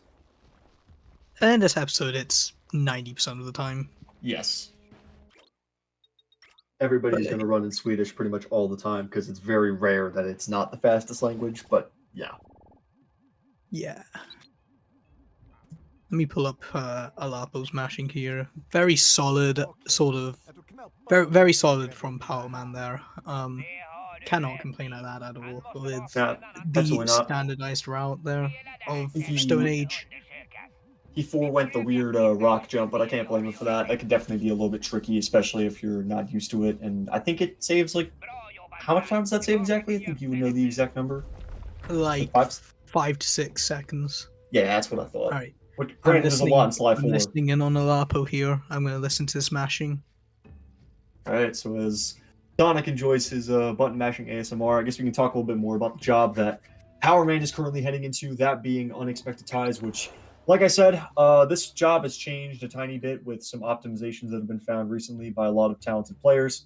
I have held multiple comm golds in this split myself, and I can say for a fact that it's a very fun split in the speedrun. I personally really do enjoy it, as we see Alapo there finish up his mashing. But yeah, just a very big movement-heavy job with some really cool tricks found by a lot of different people. There's some cycles with bubbles that you can really take advantage of and just really make your own if you are fast enough and if you're willing to go for the fastest strats. We'll see if Powerman ends up taking advantage of that or if he wants to end up playing it a little bit safer.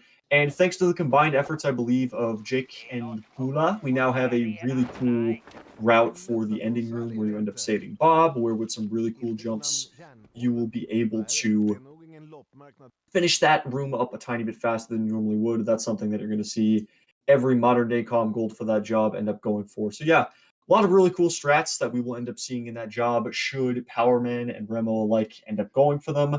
We'll see what Powerman ends up feeling like he does or does not need to implement, and whether or not he's going to need strats like that in order to win.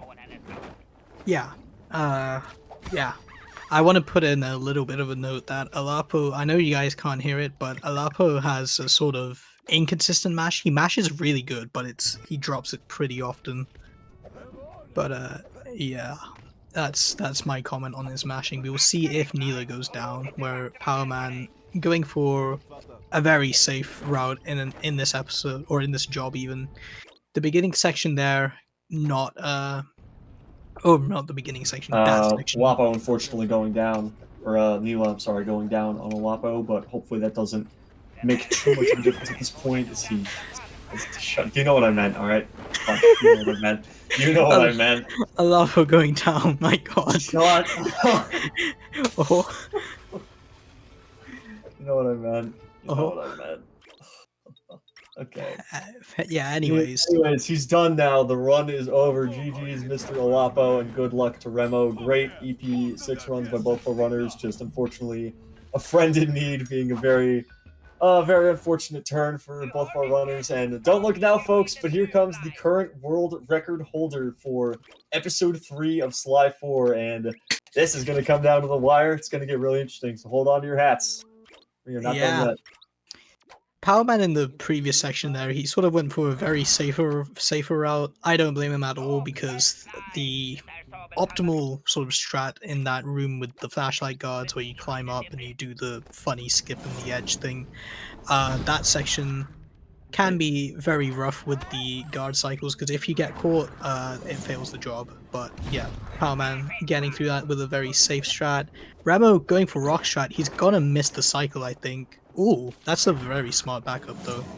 He knew he was going to miss that pterodactyl cycle, so he opens the Banokicom really early, And misses the unfortunately, mushroom missing there. rock jump. Yeah. Yeah, missing the mushroom is a bit unfortunate, but Remo, yep, Remo just That's hits the second that. time. He hits that very nice and very well done. Is So that now like? in, Is go that ahead. probably going to break even with the normal route, or what do you think about that? I think it loses a little bit. The way Remo missed it meant he only loses a little bit to doing the old strat. But still, pretty big time loss there for Remo. Gives Powerman sort of that equalizer that he really needs to maintain the lead right now. Powerman not going for the really sketchy strats that I do not trust at all, and I will never go for. Sorry, Shadows. I know that's something you've worked on a lot, but I will Taught you how to do never. it though. You I will sat on a never go voice for that. call, and I taught you how to do it.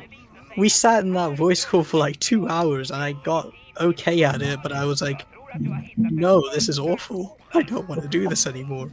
But it saves a lot of time. You grind world record in episode 3, and like, that's the breaking point. That's the I'm breaking kidding. point. Yeah. Yeah. Uh, You have a point. Anyways, here's Bob. I think there's some decent visual cues to it. Like if you drop at the right time, or like if you jump at the right time, I should say, then what I really do is like you just have to wait for Sly's torso to get to a proper point, and then you can cane stall, and it's pretty free. And you can also forego doing the last one of those weird jumps because, from my knowledge, from what I've heard from Gula and Remel alike, doing the costume jump on the last, yes, that too. Yes, doing the last costume jump on the last guard in that ring of them, I believe that actually breaks even with doing the last fancy jump. So if you're really not comfortable with those and you hit all three, hey, congratulations, you don't have to take any more risks. No. I can dub like a solid chunk of that cutscene in Swedish, which is kind of depressing. I'm realizing this now. But yeah, Remo, I have a feeling he's gonna pull out all the stops. You know, he's He gonna kind of go has for to at this point. everything. And the thing with Remo, he's kind of a god gamer, so you know, I'm anticipating that he's going to get a lot of these strats like really nicely, far better than I could ever do it. As much as I have put a lot of time into this episode, I am absolutely not consistent at the fast stuff. But Remo is a machine. As Going you for see the there, early circle boost there. oh, that's so hot. That was a really hot early circle boost section there. My man's clean with it. Yeah, some small optimizations that are found by the Gandhi man. You can circle boost those hooks even earlier than anticipated, and it just looks so clean, especially after the way we used to manage those hooks from playing this job in the past. It's just, like I said, a lot of new strategies have been found for this job, and it's just really cool to see how it continues evolving. Yeah, for sure. But meanwhile, on the Remo right, getting the ICSS. Oh boy. speaking of ICSS, Oh, another ICSS. Let's go. And now we're gonna see 6 ICSSs on Powerman's end. Let's go. if he hits them, which we'll see if he ends up going for PS menu strats, or if he just does it raw. Looks like he's going to attempt it raw. Yeah, 5 of these you can just hit raw and you'll pretty much And always this isn't get even them an because they ICSS, are... right?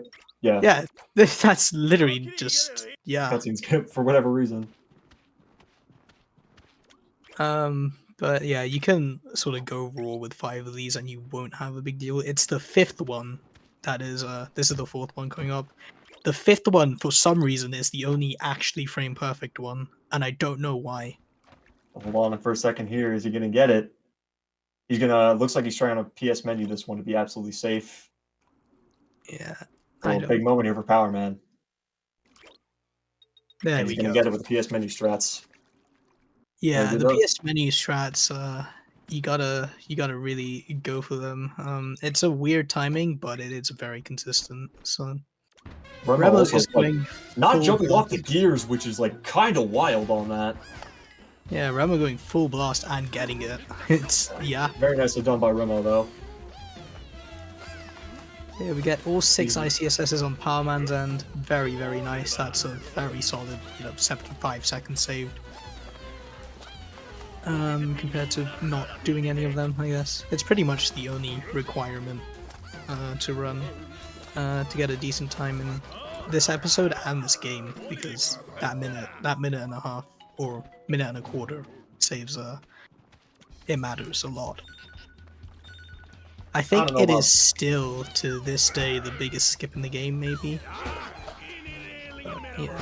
I could buy that. I mean, I think the only thing that comes close was the ICSS we found in Paris, and that saves like 45 seconds if I remember correctly. So yeah, that's by far still the biggest total skip in the game. Oh yeah. But yeah, now Powerman, so not really having much other noteworthy notes here as he just completes up the basic mini games.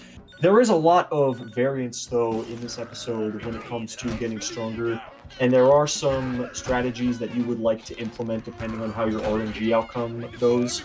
So once we get to the beginning of the montage and once Murray says like you got to put it all together, there are certain mini games that can happen at certain times, and depending on the results you get, it is better to restart checkpoint, or not restart checkpoint, I'm sorry. It is better to fail the minigame or not fail the minigame depending on what outcomes you get. I will not try and lay out the entire system of which minigames you need to fail and which ones are slightly faster, but we will kind of talk about the outcomes as they appear or do not appear. Yeah. Currently, Remo is only about 3 minutes behind. I'm just sort of eyeballing this based on where Powerman is at the minute, but I believe that is about a 3 to 4 minute deficit that Remo will have to have a comeback in, which could happen. The nature of this episode is very volatile, but yeah. Also, no pressure, Remo. I am timing your getting stronger segment right now, so you know. Mega roll. No pressure. Missed pressure. Yeah. You know, I think what I'm really looking forward to now, besides Remo hitting these ICSSs and potentially what RNG he ends up getting on this job, is what is the job called? Starving Hippo. I think that is going to be probably the biggest RNG difference, besides, of course, duty calls, which that's going to be very, very interesting to see who gets what when we get to that point and how big of a swing that's going to end up being. First things first, though, Remo's got to hit the skips. Yeah, gotta go for all the ICSSs here. I think Remo might want to raw dog all of them, so we'll see if that happens. Yeah, a bit weird, sketchy results with the second one and the third one there. Oh! Oh! Uh-oh! And that could be the end! And that's not good. That is extremely bad. That's very, very bad. That Oh no! the lead is the lead might be beyond repair, I'm gonna be real, but Is that gonna knock the God, Sabres down to the 5 seed right there? I don't know if he has. that's that's No! Can It he, was and like pressure. there's no backup for that, right? Like you can't load, and like I would There- imagine that's not even faster. yeah, there is a backup you can do. You can exit to game menu and restart all the ICSSs, but That's not faster. That's- Screw that. yeah, that's only worth it if you miss like the first or second one. But that's not good on Remo's end. Nah, the missed pressure was too much, and yeah, like you said, I mean, it's not over. Obviously, like anything can happen. We would need Powerman would have to have an absolute meltdown. I would not blame him if he takes it safe, but wow, yeah, just it's classic. I honestly have missed that ICSS a lot myself. The hand adjustment you have to make going to that skip can be very, very strange. because you have to like jump and then move your hands around. And like I said, it's 3 frames, which for humans is a lot more easy to mess up than you might think. So very unfortunate miss for Remo, especially in Sly 3 where it's like Sly 4, my apologies. But yeah, barring some like absolutely god tier RNG or maybe an absolute meltdown from Power Man, I guess I don't know if that's repairable. I honestly don't know what else we can say about that at this point. Yeah, Power Man getting... I'm sort of glossing over this, but it just sort of happened. Power Man did get some really nice RNG in this training segment. He got pretty optimal fails, pretty optimal setups for set fails, and yeah, very, very nicely done with Power Man there. No, I didn't quite anticipate this, but Power Man pretty much played it ideally as you would see a result like that. So very nicely done from Power Man on that regard. But yeah, Remo is going to have to do a different order for these now. Got some great mashing on Sumo, though. Give him that. Yeah, you got the 1 cycle there. I expect nothing less from Remo. That sounds very condescending. I'm sorry, Remo. No, I didn't mean it like that. No. I feel like such a dick. Oh my god. You must be perfect. Everything has to be perfect. Ugh. Yeah, no, it's Sly 4, man. That's Sly 4 in a nutshell. Is like mistakes are going to happen to everybody, even for the best of them sometimes. And it's just unfortunate that at a very high level of gameplay in this game, when you do miss something like that, 1, it's very easy to be hard on yourself, and 2, it sometimes can just feel like the end, unfortunately. Yeah, no, that's... I mentioned it already, but this is one of the biggest skips in the game, so missing this is... At any point, missing it is not ideal, so...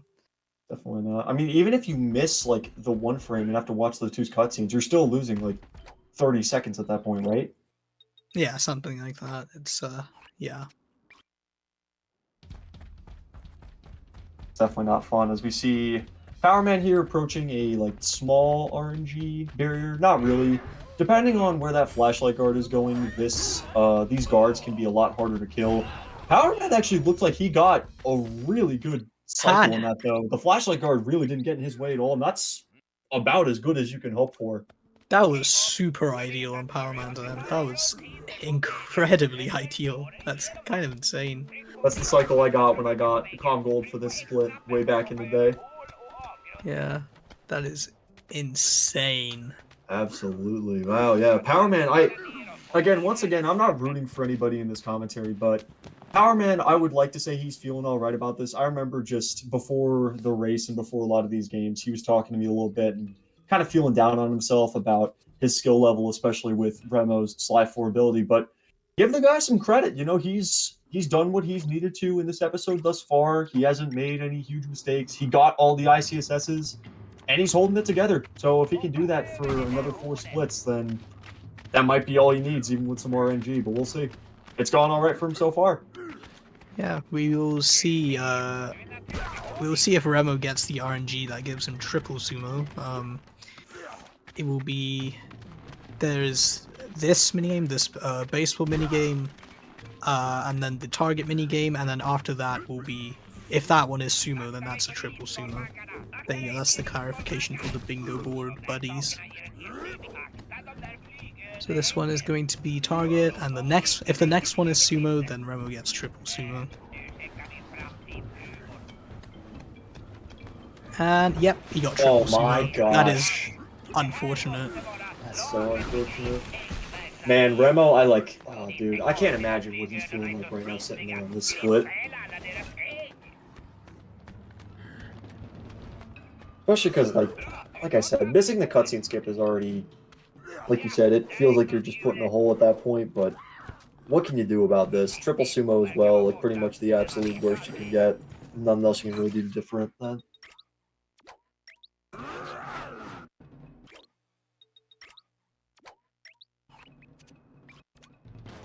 Man, oh man. So, meanwhile, though, on the right side of the screen, Power Man, like I said, has had a really good going up thus far, with that beginning just being super, super optimal, and not really much else to talk about with his movement going up here. There's just a few spots where you have to be careful, like this. There's a visual cue.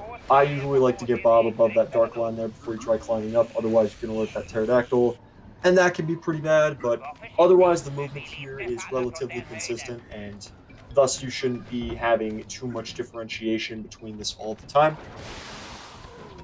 as Sonic is going to clarify some sumo slap knowledge there in chat. But yeah, power with the cycles, as long as he doesn't do anything too early, as long as he doesn't try and go super early on anything for whatever reason, he should be okay here. You can damage boost past all these ice spikes and just, don't try to go ham unnecessarily, and it's all good. Yeah, you want to keep it nice and safe here. Alright. Gotta get ready to knowledge jump. Knowledge jump? Yeah, that's exactly what I meant. I'm not even gonna bother correcting myself. I meant we're going to knowledge jump. As we approach... Yo, Remo with the El Dropo. Holy. That is a my really man. cool thing.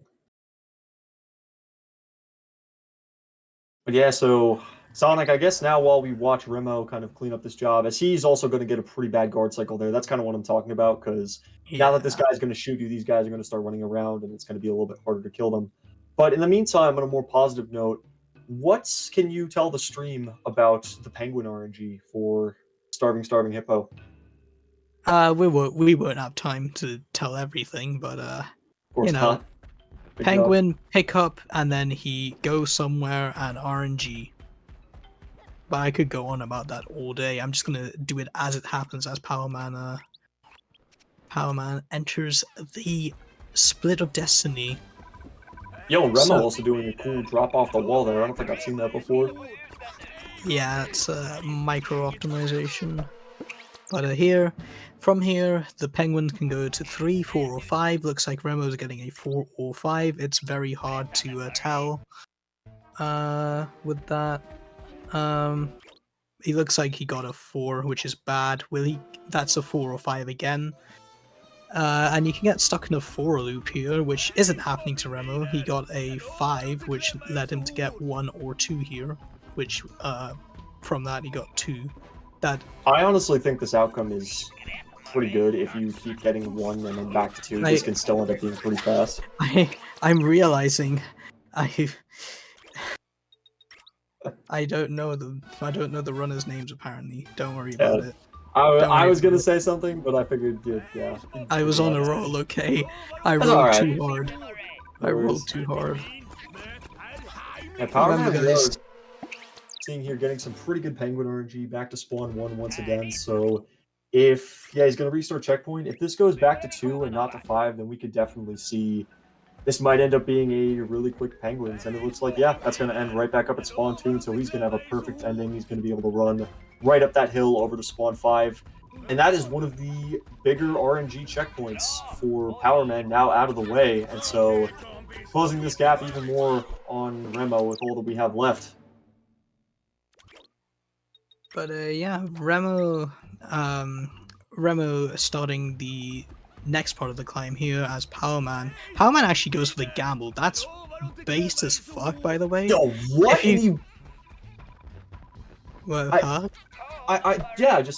But he got lucky there, right? Because he got spawn 1. But yeah, like normally what you're supposed to do is just you run to the end, right? Every time there.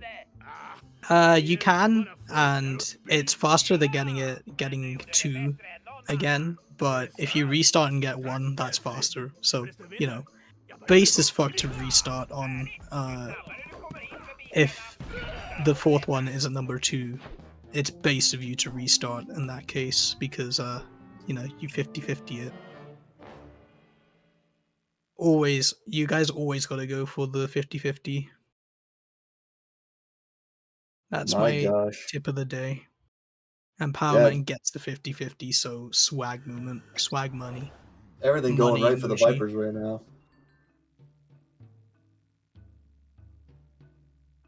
You see, 337 difference. I'm not confident that could be made up with duty calls, unless we see, like, absolutely terrible RNG on one end and amazing RNG on another. And even All then, right. Here we go. This is Remo's starving hippo. Powerman had a very strong one there. All things considering, because that split can go one of many directions, that's a very favorable one for Powerman. Still absolutely based of him to go for the gamble at the end. But yeah, Remo going for the alternative route here. I think it saves like a hair, if anything. But yeah, here we here's a go. hair. Will Let's see he what the get? Penguins are giving him here. Will he get a 3, 4, or 5? If he gets a 5, that's ideal, but you can never tell if you get a 4 or 5. He is getting a 4 or 5. So we will have to hope that that's a 5. That Was is a that a 5. 5? That was a 5 I saw, and That was a that's 4. also 5. Yeah, that's also 5 No, right there. that was a 4. You think it was a 4? You sure? Yeah. Oh, Remo was stuck in a 4 loop. Here we go. Love my man 4 loop. You'll love it. There we go. Okay, That's a he 2, broke yeah. out. Yeah, he got a 5 in the previous one, which gave him a 2 here.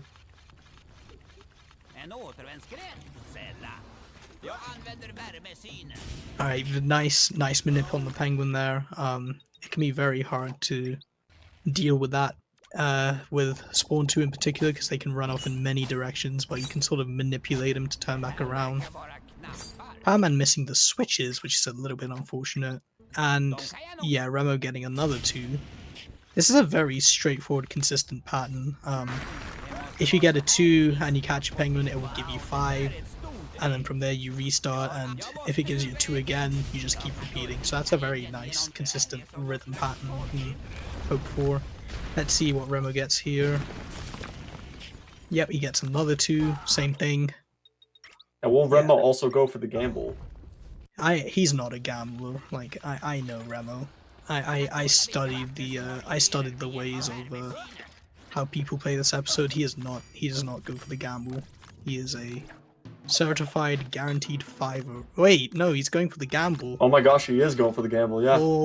Trying to get what he can. And yeah, both gamers get the gamble off. Holy.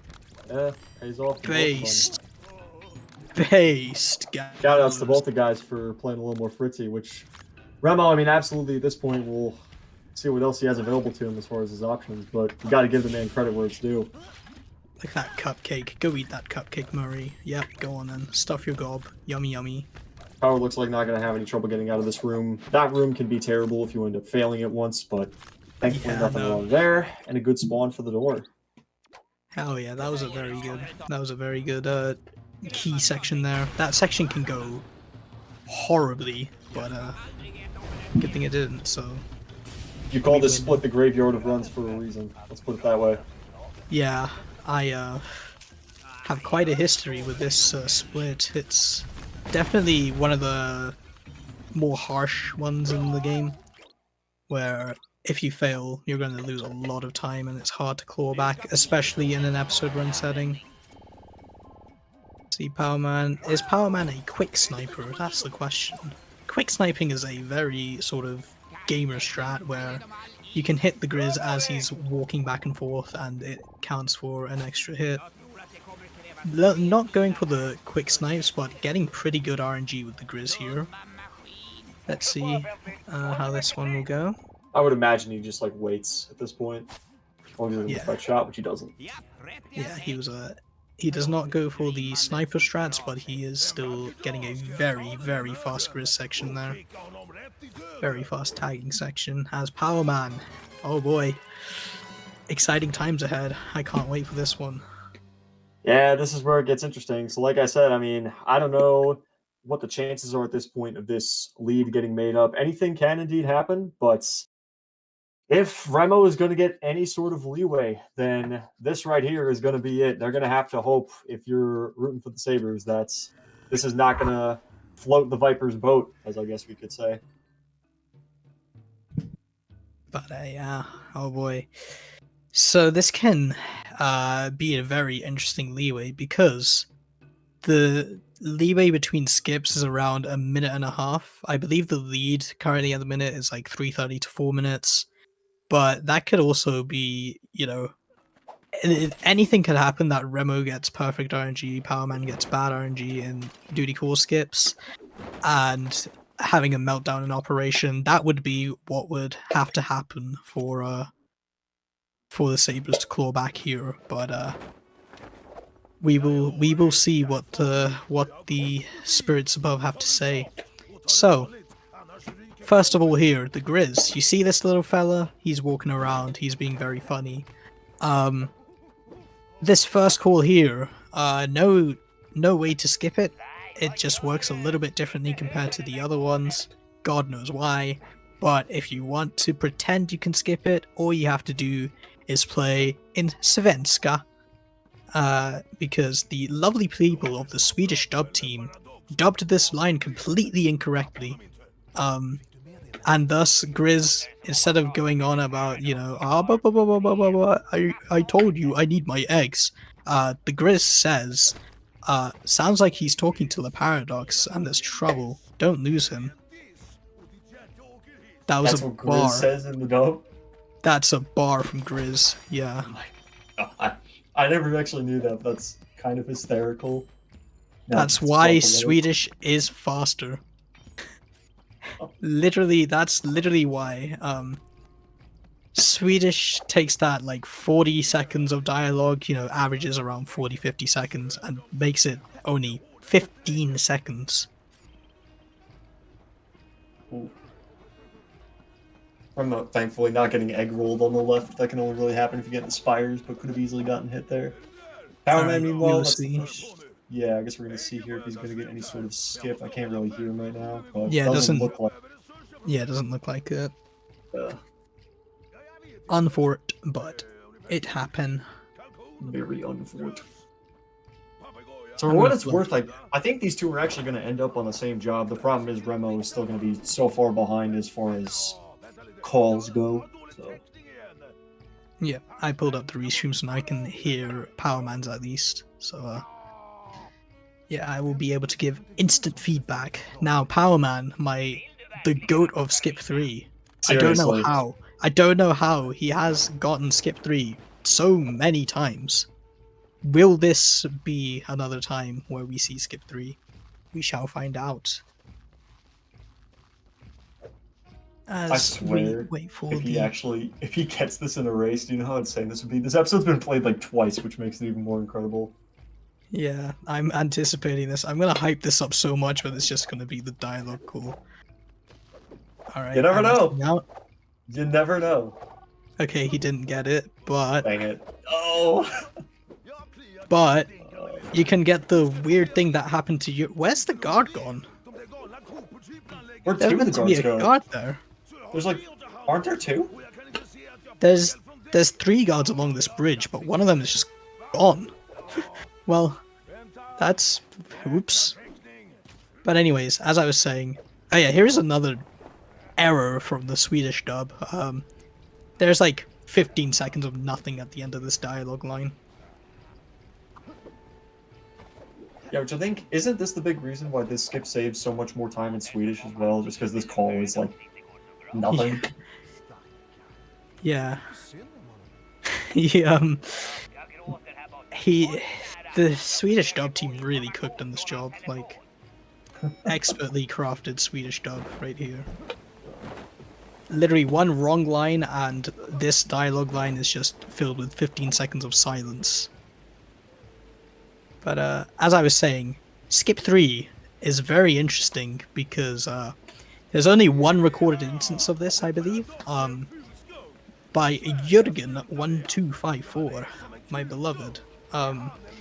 He got half of Skip 3 for some reason. I don't know how, but he managed to get half of Skip 3. Like, the dialogue line just cut out randomly and then... What? Yeah, the dialogue line cut out randomly and it went to Bentley and Sly's dialogue. It was, yeah. This job just keeps on getting weirder and weirder, man, I swear. As we see Remo fast approaching Skip 2 here, we'll see if they're going to have any sort of leeway. We're also going to see if Power is going to end up getting Skip 4, which hopefully for their sake they're going to end up getting this. The Vipers, I mean.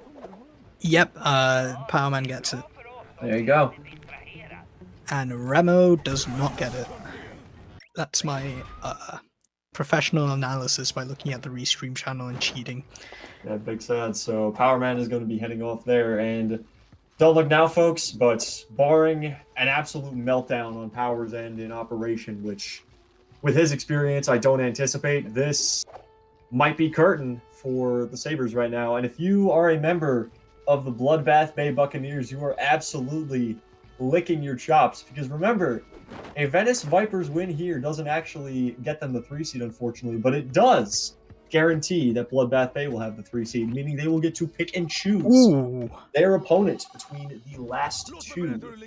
Powerman actually misses the Binocucom cutscene skip here. You sure?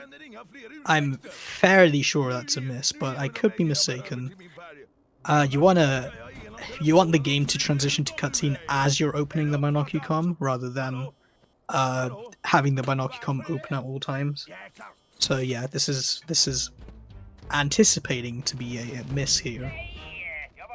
Remo spamming Binocucoms to no avail. Unfortunately, doesn't get it.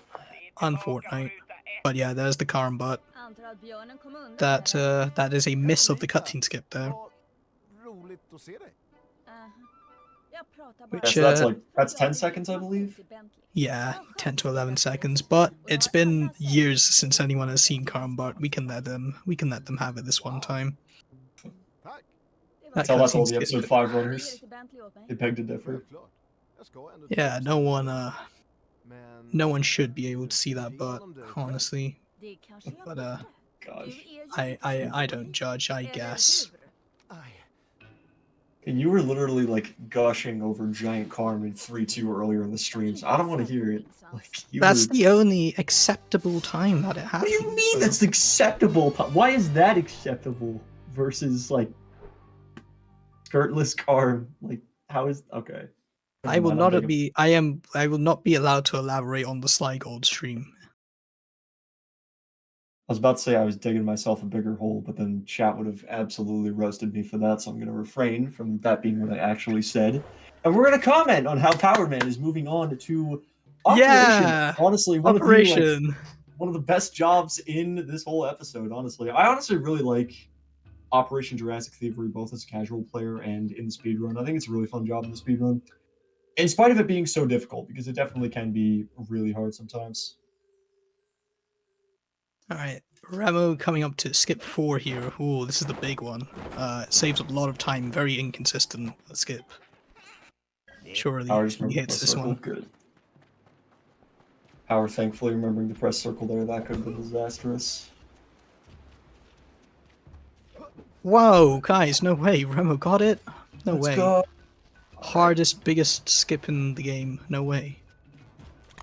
That's a little bit of a breather for an unfortunate episode 3. So either Earliest gets that. If he gets Carmelita skip, then he's going to get 10 seconds back. But who knows if that'll be anywhere near enough at this point, unfortunately.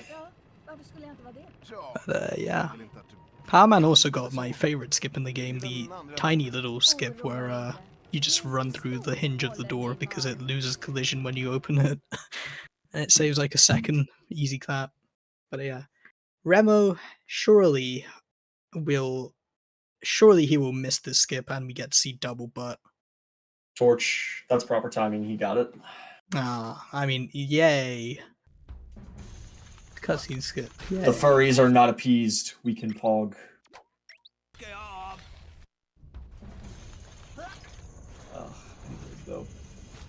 So, Power Man, I wonder, I don't think he's going to be going for many of the new... you think he'd be going for the new, like, box jump that's coming up right here? I don't know, maybe, but I would anticipate Power Man just wants to keep it safe and keep it together. Doesn't look like he is going for it. And I would imagine he's not going for the proxy either. Yeah. That proxy from Gnis Quadfecta, that's that happened one time and it was really cool when it happened. And then I tried to lab it out. Well, I say I tried to lab it out, I mean I really only tried like 2 times and gave up on the concept as a whole. But now apparently it is pretty viable to go for, so, you know, epic time save there. Now, here's the real question. The biggest skip in this game. I know I said that about the previous one. Let's see. Doesn't get it first try. He's going for it. Having a little trouble. Doesn't get it. Ah, he missed it. Yeah, if you pause as the game is loading there, it saves like 0.5. It actually saves like 3. It saves like 4 seconds, but it makes the load after that longer for some reason, so it saves like 0.3 or 0.5. Because the point of the skip is not the load into the hack, it's this at the end, right? Because this loading screen, or the little job complete screen wouldn't be here, I believe. Yeah. Yeah, in English this would be skipped by default, but in every other language you have to sit through that unless if you do the audio glitch. Otherwise known as shh. But yeah. We are closing up here. Power Man just has to do the Sly portion here.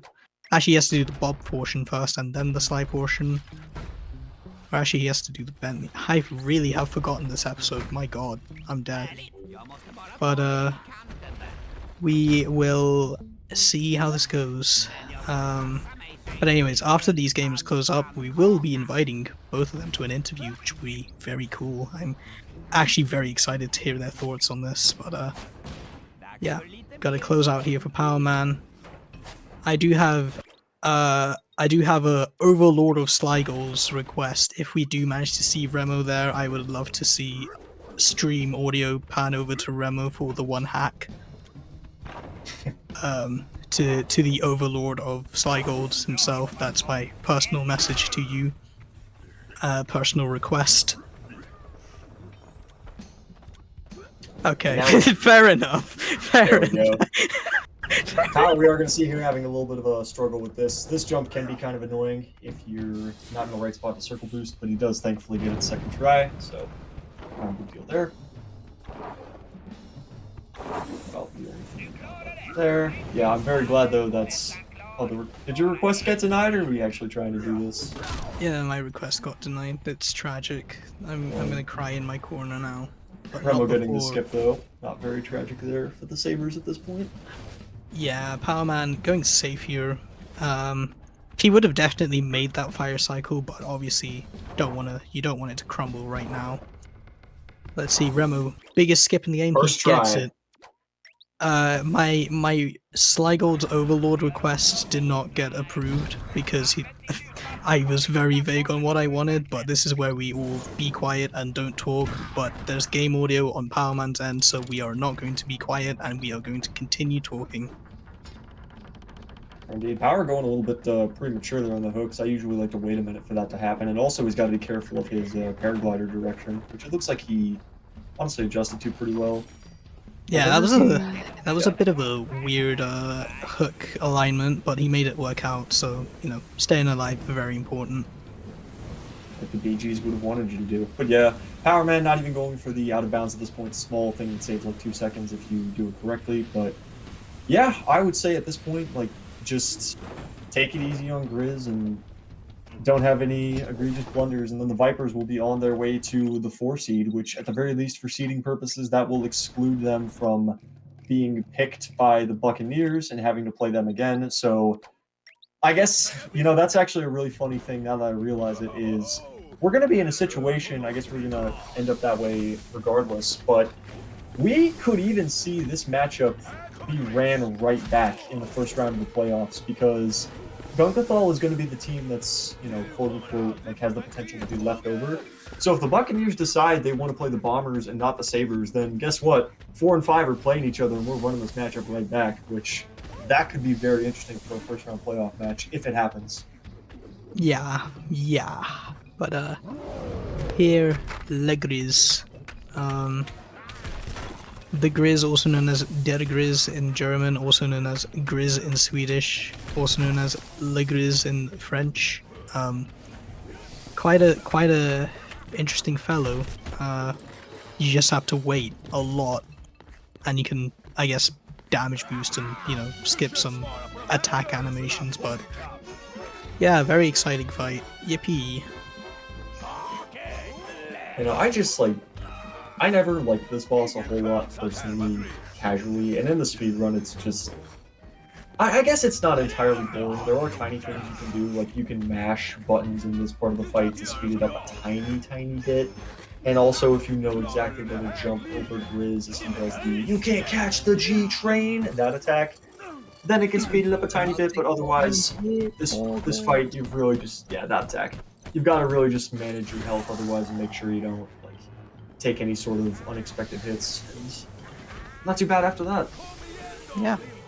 This is a very solid performance from Power Man here because, or not because, but I have a feeling if that starring Hippo wasn't that bad, I have a feeling this would be I'm not sure if Power Man, what dialogue skills Power Man gets in his PB, but this could be a very strong run for Power Man.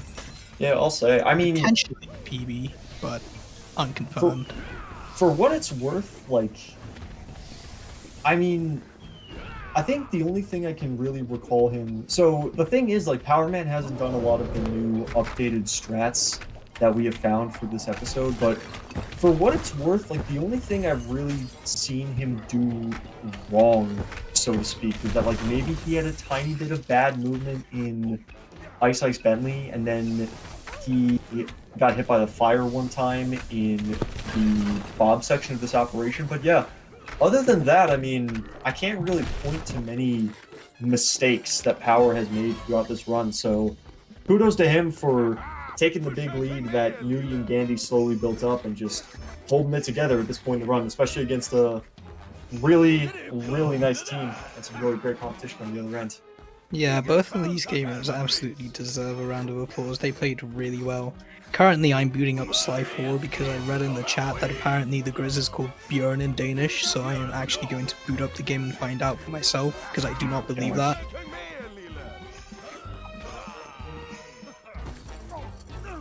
I'd take Ison's word for it. He's played this game casually, you know, Mr. Dane, the great Dane. Oh, dude, I'm pretty sure my thing is already in Danish, dude. I was so ready for this. No way. Augers! Look at that, dude. It was fate. In Lesfield. Rate my pronunciation out of 10, guys. Når du hjemmenført et jobb, kan du se om det kommet nye ting til slag på Tifnet.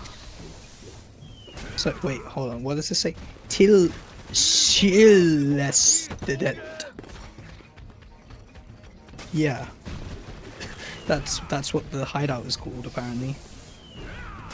Got a solid 2 from Mr. It's Bites there in chat, so that's something. Thank God, it's better than 1. Woo!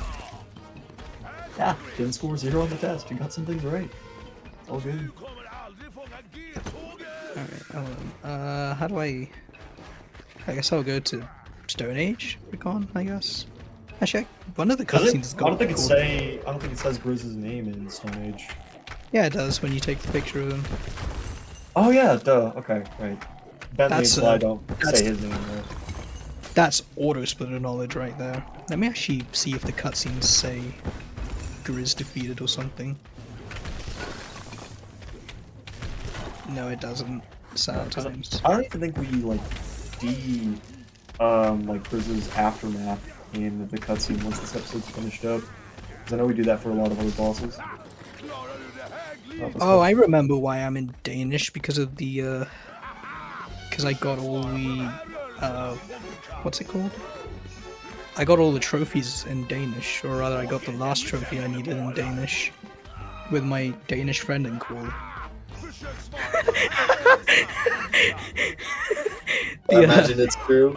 The job in going up is called up. Just up. Up.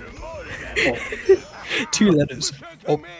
Oh, we see Power actually. Did he? I think he failed one of the button presses there. Interestingly enough. Unfortunate from Power Man. Very unfortunate. But is Remo's on the last hit of his, so yeah, I mean, I guess if this is where the absolute meltdown is gonna happen, then maybe, but hopefully just pressing some buttons. This is not hard time, and he's got like one more section to do. Sly må følge efter Bjorn for at Square. få Gordon. Yeah, his name is just Bjorn. That's crazy. Yeah. Spin that around. That is true. And what is also true is that after 5 seconds, Power Man is going to close it out. And the Venice Vipers have paid the Gungathal Sabres and given the Bloodbath Buccaneers the 3 seed in the ACES playoffs. They get to 3-1 on the year, closing off a very nice performance from all parties involved. GG's to Venice and GG's to the Sabres as well, both on a very hard-fought season. Epic. We'll see it continue in the playoffs for both of these teams, both of which have been great and definitely do deserve some recognition. And it is not over yet. Once again, like I said, given the playoff matchup, this is something I think we'll actually ask the runners once they get into the commentary, but there is a very strong possibility that this could just get run right back once we get to the playoffs. All right. Yeah. Hello, gamers and gamers alike. Congratulations on the winning. Thank you. I'm surprised I was able to stay ahead of Mr. Remo, not gonna lie. I was scared, to be honest. Power Man, you put on a very strong performance. Very, very nicely done with that episode 3 there. I am proud.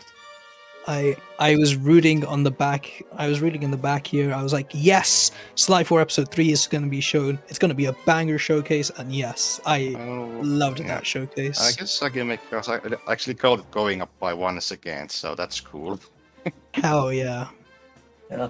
So Sonic, do you want to start questions for the runners, or do you want me to take it, or how do we want to split this up?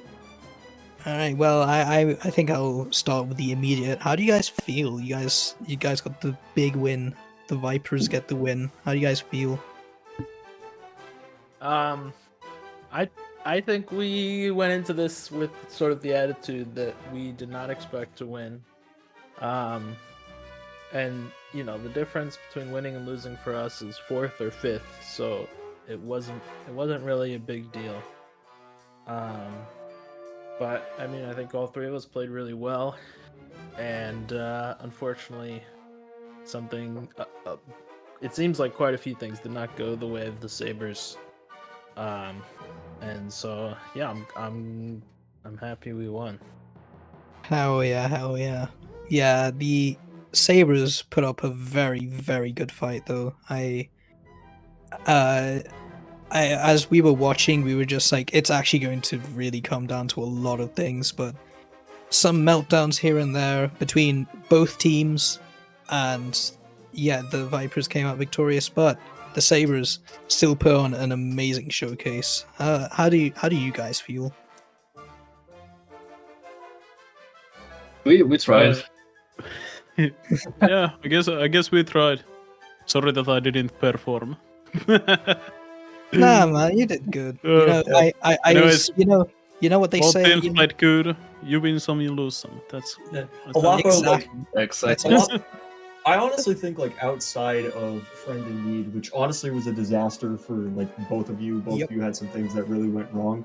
I honestly thought you had a lot of good jobs, like Bear Cub kidnapping was good, and like a lot of your start was pretty solid. So yeah, I wouldn't beat yourself up too hard about that. I definitely think that, like I said, a lot of people involved in this race played really well. There were a lot of splits and a lot of times that were still just very optimal, very skilled, and just, you know, some things unfortunately don't go your way. But like I said, in the grander scheme of things, you guys are still going to the playoffs, and there's a very good chance we could see this matchup again next week, because the Vipers won't get to pick who they choose, and if you guys are left over, we'll see what happens. But that, of course, is yet to be decided. Yeah, no, throughout your run of up, I just said, you win some, you lose some. NT, go NT. next. Absolutely. NT. Just go next. Hell yeah. But yeah, very strong performance overall. Ison, obviously, we had two of you guys went against, or rather, no. One person from each team went against the world record holder of that episode that they were running, and we still saw an incredible showcase. Like Power Man was up against Remo, who has just joined us. Hello, Remo. How do you feel, Remo? Well, 46-56 with How did you still What beat the me while hell? how did you still Yeah. beat me while missing the ICSS? Well, you're gonna compare, I could have 50-27, so yeah. GG's Power. I Yeah. mean, dude, Power even still though, but like, how? well, the operation was a 10-second gold. It was 11:05. Oh, okay, that explains So- it. Yeah. But, That's mean- not that's like damn close to record, right? Yeah, you take the ICSS miss away, and that would have been a record, actually. yeah, that was Oh. very well played, Remo. I was I already mentioned this earlier in the interview, but I was rooting for Sly for episode 3, man. I had a blast commentating. Both teams pulled out a really great performance across the entire run, so it was a lovely treat. I guess it's kind of weird to ask this, considering, you know, you had a strong run anyways, but Rema, how did you feel after sort of missing the ICSS? What was the immediate thought process, you know? Well, the thought process was with any mistake in a marathon setting, you just forget about it and move on. Dude, Amen. bro has a rock hard iron will. Like, damn, that was Chad. But yeah, Power Man obviously. So we had Remo versus Power Man, which is world record holder, sort of, world record holder versus a runner of the game. We had Ison versus Knuthi. Unfortunately, Knuthi's not here. World record holder against the runner of the game. Both of those races were very, very intense to watch, and or the entire thing, we were just sort of like, it can really just change at any moment in a heartbeat. Like, episode 3 can dictate a lot. Slide to episode 6 if something goes horribly wrong. It can really pull the lead around, but still, very, very nicely done, runners. Yeah. Basically, we knew that heading to the match, Vipers were the stronger team by default, so we were kind of banking on them maybe making a mistake or there, just to catch up a bit and maybe have a solid run ourselves, but you know, just a few mistakes too much here and there for us really costed the game here. Yeah, for sure. There was some interesting picks. For example, I think the first pick was literally Sly for episode 3. Was there any like thought process behind picking it? Because me and Shadow, I personally said it was for funnies, and I like that. But Shadow's actually had a reasonable theory about picking it. But was there any sort of thought process?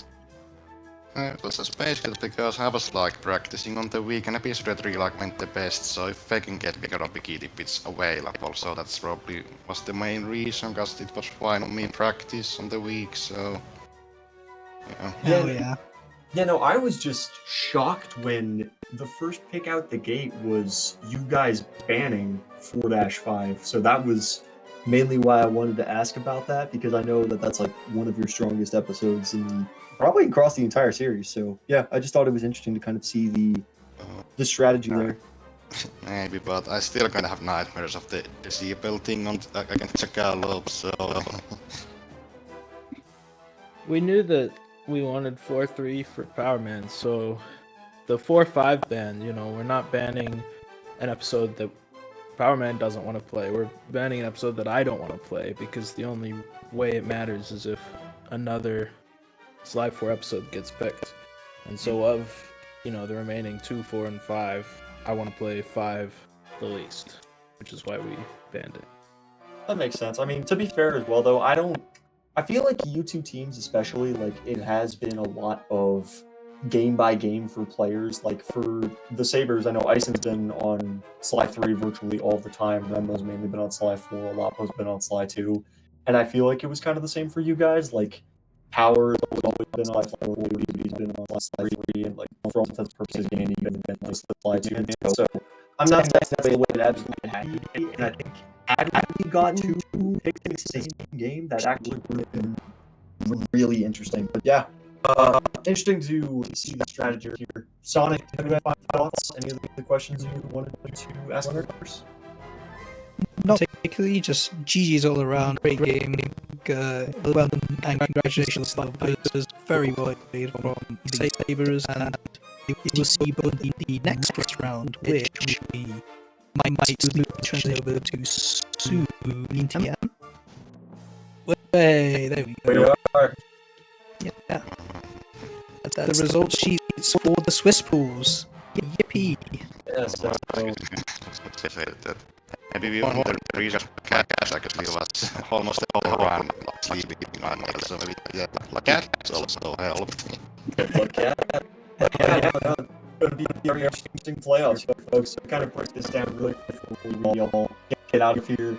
The undefeated Outbackers 4-0, they're going to have a first round bye and have their pick of team to play when that time comes around. And the Jackalopes are also going on to the second round by default. And so now, like the Buccaneers are now the 3rd seed, and they will have choice between the Gungathal Sabres and the Prague Bombers, and Venice will get the team that has not been chosen. So, yeah, very interesting how this season comes out. Definitely could some more divergence in the playoffs, but overall, really great season, and I'm happy to see how it turned out and how things are going for the future.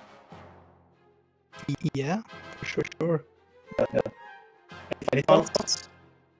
I like this idea that everyone left us in this deal. He is now an honorary commentator.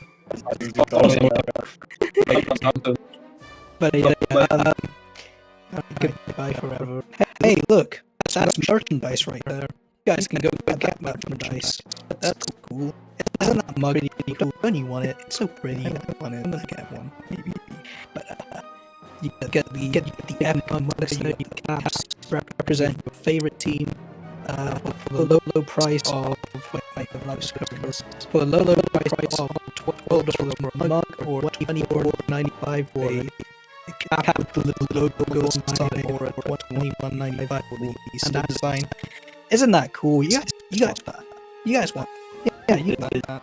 It is pretty cool. Gear up for the playoffs, and it is going to be an exciting playoff season in itself. So remember to click that link if you guys want to shell out some cash, support your team, support like Blizzard. It's going to be great. But until then, that is going to be all for the two of us today. Thank you for listening to the True Shadow and Sonic Generations, the one that's coming out. Not really pop up, but thank you all for watching. Thank you for continuing to support Slice Gold. And until the playoffs come around, stay sneaky, y'all. We will see you guys soon. I can't believe we recorded the late game. This is so sad. Exactly.